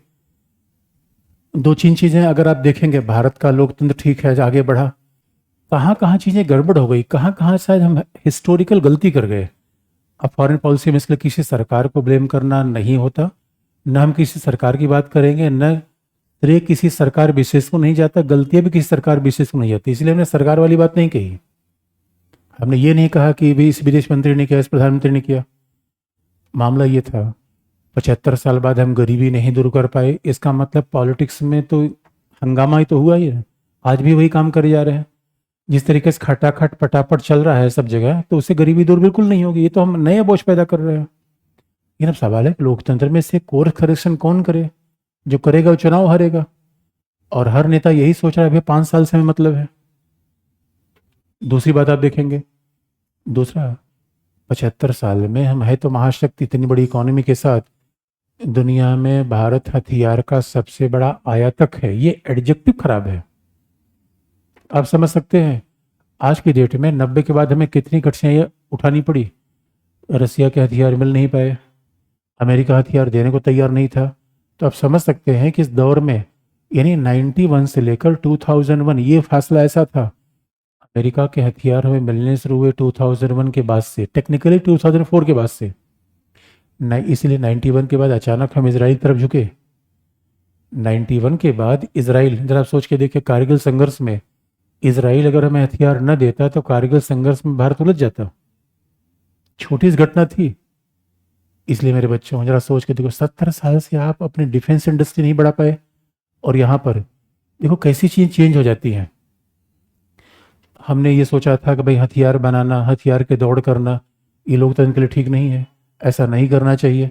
इसका मैं दूसरा पहलू आपको बता दूं, दुनिया में सबसे बड़ा व्यापार आज के डेट में हथियारों का ही व्यापार है। अगर आप हथियार नहीं बना पाएंगे तो घाटा कहाँ होगा? पहला, अपनी सुरक्षा के लिए दूसरे पर निर्भर रहेंगे। और आपको याद दिला दें, जब अमेरिका जैसे देश हथियार देते हैं तो आप पे शर्त लगा देते हैं कहाँ प्रयोग करना है, कैसे प्रयोग करना है। अब ये कमाल की बात है भाई, हथियार लेकर हम ये शर्त झेलेंगे, और भारत जैसा देश। दूसरी बात क्या है, अगर आपके पास वेपन्स नहीं है तो कल के लिए श्रीलंका वेपन्स मांगेगा, म्यांमार मांगेगा, बांग्लादेश मांगेगा, तो कहाँ से देंगे? जितने छोटे पड़ोसी देश हैं उनको हथियार चाइना सप्लाई कर रहा है। ये बाद में हमें समझ में आया कि हथियार सुरक्षा के लिए तो ही है, हथियार से बड़ा आइडिया बिजनेस का कोई है ही नहीं है। अब ये बात कह सकते हो भाई, अगर दुनिया में सब दारू ही बेच रहे हैं तो हम दारू क्यों नहीं बेचे? अब मैं ये सोचूं नहीं दारू बेचना पाप है। जरा सोच के देखो आप, ये आप दंग रह जाओगे मेरे दोस्तों। बिजनेस और एथिक्स में कहाँ क्लैश आता है?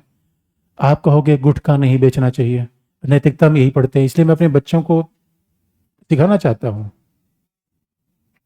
आप कहोगे, मैं गोवा गया था, जब गोवा में वहां पे हम लोग समुद्र में जा रहे थे तो क्या बंगलो था, ओ माय गॉड व्हाट, ऐसा बंगलो तो मैंने देखा नहीं। मैं उस स्टीमर वाले से पूछा, हमने कहा भाई किसका है? कहा मानिक चंद गुटका वाला। और मेरे बच्चे इथिक्स पढ़ रहे हैं। इसलिए किसी को गुटखा खिलाओ, किसी को शराब पिलाओ, और किसी को, अरे आप नहीं दोगे कोई और देगा। तो और का बिजनेस होना चाहिए, मेरे बच्चों का बिजनेस होना चाहिए। एक बात याद रखना, इसीलिए मेरे बच्चों, पढ़ा लिखा आदमी बिजनेस में सफल नहीं हो पाता। वो हमेशा डूज एंड डोंट सोचने लगता है, ये तो अनैतिक है। कमाल की बात है, यही गड़बड़ है मेरे बच्चे। और आप देखोगे, इसका मतलब है कि डिफेंस के मामले में जो चीज हम नहीं सोच पाए थे, इसका मतलब है अगर हमारे पास डिफेंस इक्विपमेंट होगा तो अपनी सुरक्षा बेहतर रहेगी। पहला, दोस्त हमारे पास ज़्यादा रहेंगे। दूसरा, तीसरा, हम निर्यात कर पाएंगे। इसलिए 10 सालों में डिफेंस में इतना ज़्यादा हमने मेहनत की है। वो चीज़ें, क्योंकि डिफेंस का मामला है, वो 10-20 साल बाद दिखता है। भाई आप देश में एजुकेशनल इंस्टीट्यूशन बनाना चाहेंगे, इंफ्रास्ट्रक्चर बनाना चाहेंगे, तो वो ऐसा थोड़ा रातों रात दिखने लगेगी। एक ही एग्जाम्पल, मैं जब कई बार रेलवे के ऑफिसर से मैं बात, उनका सर रेलवे की पटरियां बस टूटने ही वाली हैं, क्योंकि सरकार किराया बढ़ा नहीं रही है। सब सरकार केवल ये सोचती है कि उसमें एक और गाड़ी चल जाए। मेरा इंफ्रास्ट्रक्चर बनाए आप, आने वाले समय में कोलैप्स हो जाएगा। लेकिन वो आम जनता की फिक्र तो नहीं। आम जनता इसी बात से खुश हो जाती है कि भाई रेल है, हम मुफ्त में किराया है, लॉन्ग टर्म में सस्ते नहीं कर पाता। इसलिए पहली बार आपने सुना होगा आंकड़े, 2024 में जो डिफेंस का एक्सपोर्ट भारत कर रहा है अभी तक का सबसे बड़ा है। अभी तक का सबसे बड़ा डिफेंस एक्सपोर्ट है। और आने वाले समय में ज़्यादातर चीज़ें, अब आप देख लो, राफेल हम खरीदे रहे थे फ्रांस से, अंतिम समय पर गच्चा दे दिया। डील हुई थी 126 विमान का, लास्ट में वो पलट गया क्योंकि उसके ज्वाइंट प्रोडक्शन की बात आ रही थी। हमारा पर्पस ये है कि डिफेंस इंडस्ट्री में ऑटोनमस बनी है। अमेरिका के साथ अभी जेट विमान की डील हुई है। जेट विमान के साझा उत्पादन की डील हुई। बात ध्यान से सुनने की है, खरीदने में फायदा नहीं है। किसमें फायदा है? साझा उत्पादन में, क्योंकि एक बार बस वो हमें दे, उसके बाद हम देख लें कैसे बनता है। और तीसरी बात, अभी तक आप देखें कुछ मामलों में आपको बोल्ड डिसीजन लेने की आवश्यकता पड़ती है। अभी हमने क्या किया भाई, डीआरडीओ से मिलके हिंदुस्तान एरोनॉटिकल लिमिटेड, जो हमारी डिफेंस के उत्पादन की इमरजेंसीज थे वो परफॉर्मेंस दे नहीं पा रही थी। और हम क्या सोच रहे थे, प्राइवेट सेक्टर को हम डिफेंस में लाएंगे नहीं। इस चक्कर में वो सारा बेड़ा गर्क हुआ पड़ा था। अभी आप देखोगे एल को हमने डिफेंस का डील दिया है। टाटा टाटा एल भाई, निजी सेक्टर को क्यों ना आगे बढ़ावा दिया जाए। देखिए आम आदमी की सोच और फिर राष्ट्र की सोच अलग तरीके से चल जाती है। भारत में भाई, चाइना पूरी दुनिया में पोर्ट बनाया जा रहा है। चाइना पूरी दुनिया में पोर्ट बना ले वो अच्छा है, या अडानी पूरी दुनिया में पोर्ट बना ले वो अच्छा है? ये बात होनी चाहिए। नहीं, महुआ मोइत्रा कौन समझाए? तो ये सब पॉलिटिक्स है। इसलिए आप देखोगे सरकार ने जबरदस्त तरीके से पुश कर रखा है कि इंडिया डिफेंस में ऑटोनामस होना चाहिए। ये बहुत बड़ी पॉलिसी है, जिसके परिणाम 2-4 साल बाद दिखते हैं। तो ये बात मैं आंकड़े से आपको बता रहा हूँ। नेहरू के बाद भारत में अगर दीर्घकालिक पॉलिसी बनी इस गवर्नमेंट में, नहीं तो पहले, अब भाई आप तो पढ़े लिखे लोग हैं ना, आप डिफेंस पढ़ते हो, आप स्पेस पढ़ते हो, ऐसा थोड़ी मैं बता दूंगा आप मान लोगे। मैं किसी इलेक्शन वाली भीड़ को संबोधित कर रहा हूं क्या? भाइयों और बहनों, भारत महान बन गया है, तालियां। आपके पास सारे आंकड़े हैं, अच्छे दिन आएंगे तो तालियां बजने लगी। अरे आप साइंस टेक पढ़ते हो, इकोनॉमी पढ़ते हो, सब चीज आप देख रहे हो। लिखने की बात है, क्या लिखा आपने? अगला पॉइंट है, भारत अभी भी, अगला पॉइंट, भारत अभी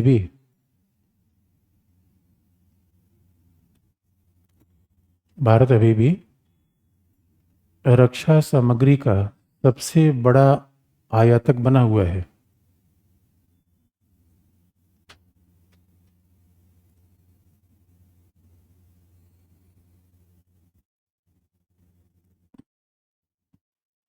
लेकिन यह भी दिलचस्प है,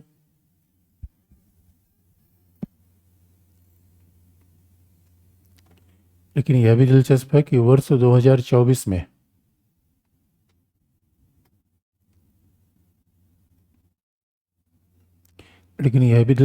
वर्ष 2024 में भारत का, भारत के रक्षा सामग्री की निर्यात,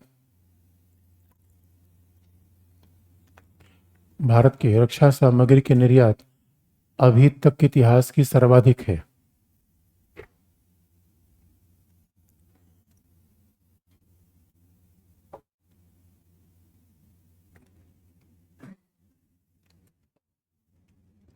अभी तक के इतिहास की सर्वाधिक है।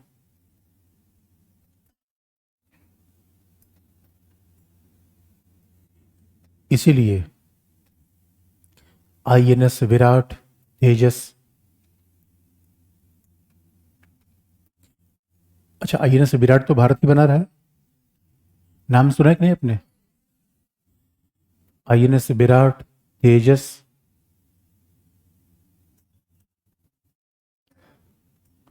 तेजस का नाम सुना है? हल्का हेलीकॉप्टर, क्या? हाँ। और कोई ऐसे जो इंडिया बना रहा है? कौन सा? क्या लिखा आपने? आईएनएस विराट, तेजस जैसे, जैसे रक्षा उपक्रम घरेलू उत्पादन की देन है।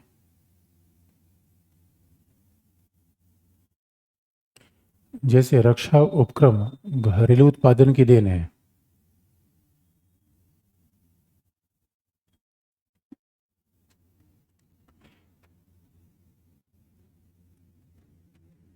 रूस, अमेरिका, इजराइल।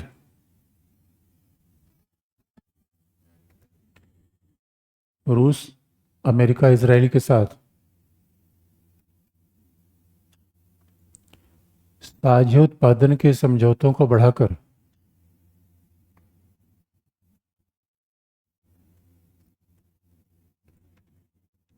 रूस अमेरिका इजराइल के साथ साझे उत्पादन के समझौतों को बढ़ाकर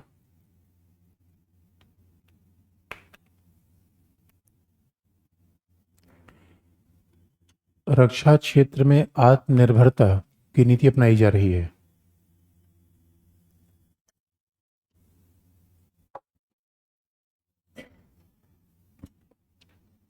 रक्षा क्षेत्र में आत्मनिर्भरता की नीति अपनाई जा रही है,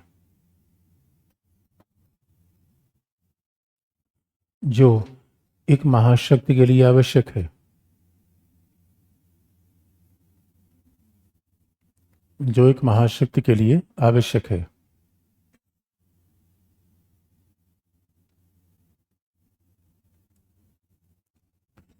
जो एक महाशक्ति के लिए आवश्यक है। इसीलिए विगत 75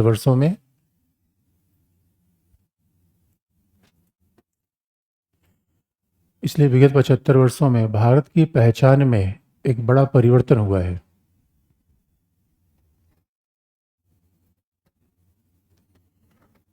विगत 75 वर्षों में भारत की पहचान में एक बड़ा परिवर्तन हुआ है।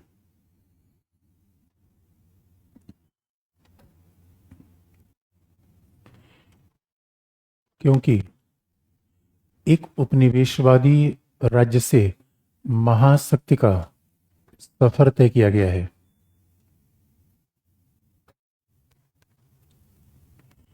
एक उपनिवेशवादी राज्य से महाशक्ति का सफर तय किया गया है।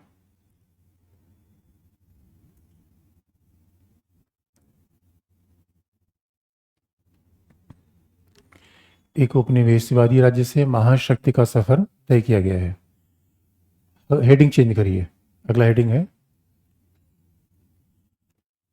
भारत के सॉफ्ट पावर का विकास।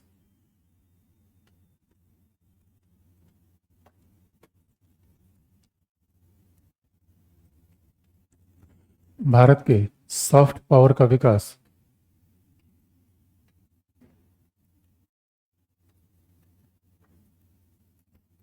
भारत के सॉफ्ट पावर का विकास। अब सवाल ये है, यानी महाशक्ति के लिए तोप चाहिए, ये तो आधी बात है। महाशक्ति के लिए विचार चाहिए, ये पूरी बात है। और आपको मैं बता दूं, भारत के लोगों के साथ चाइना अभी भी सॉफ्ट पावर के लिए इधर उधर घूम रहा है। लेकिन भारत के पास ऐसी सॉफ्ट पावर है कि एग्जाम्पल मैं आपको बता दूं, महेश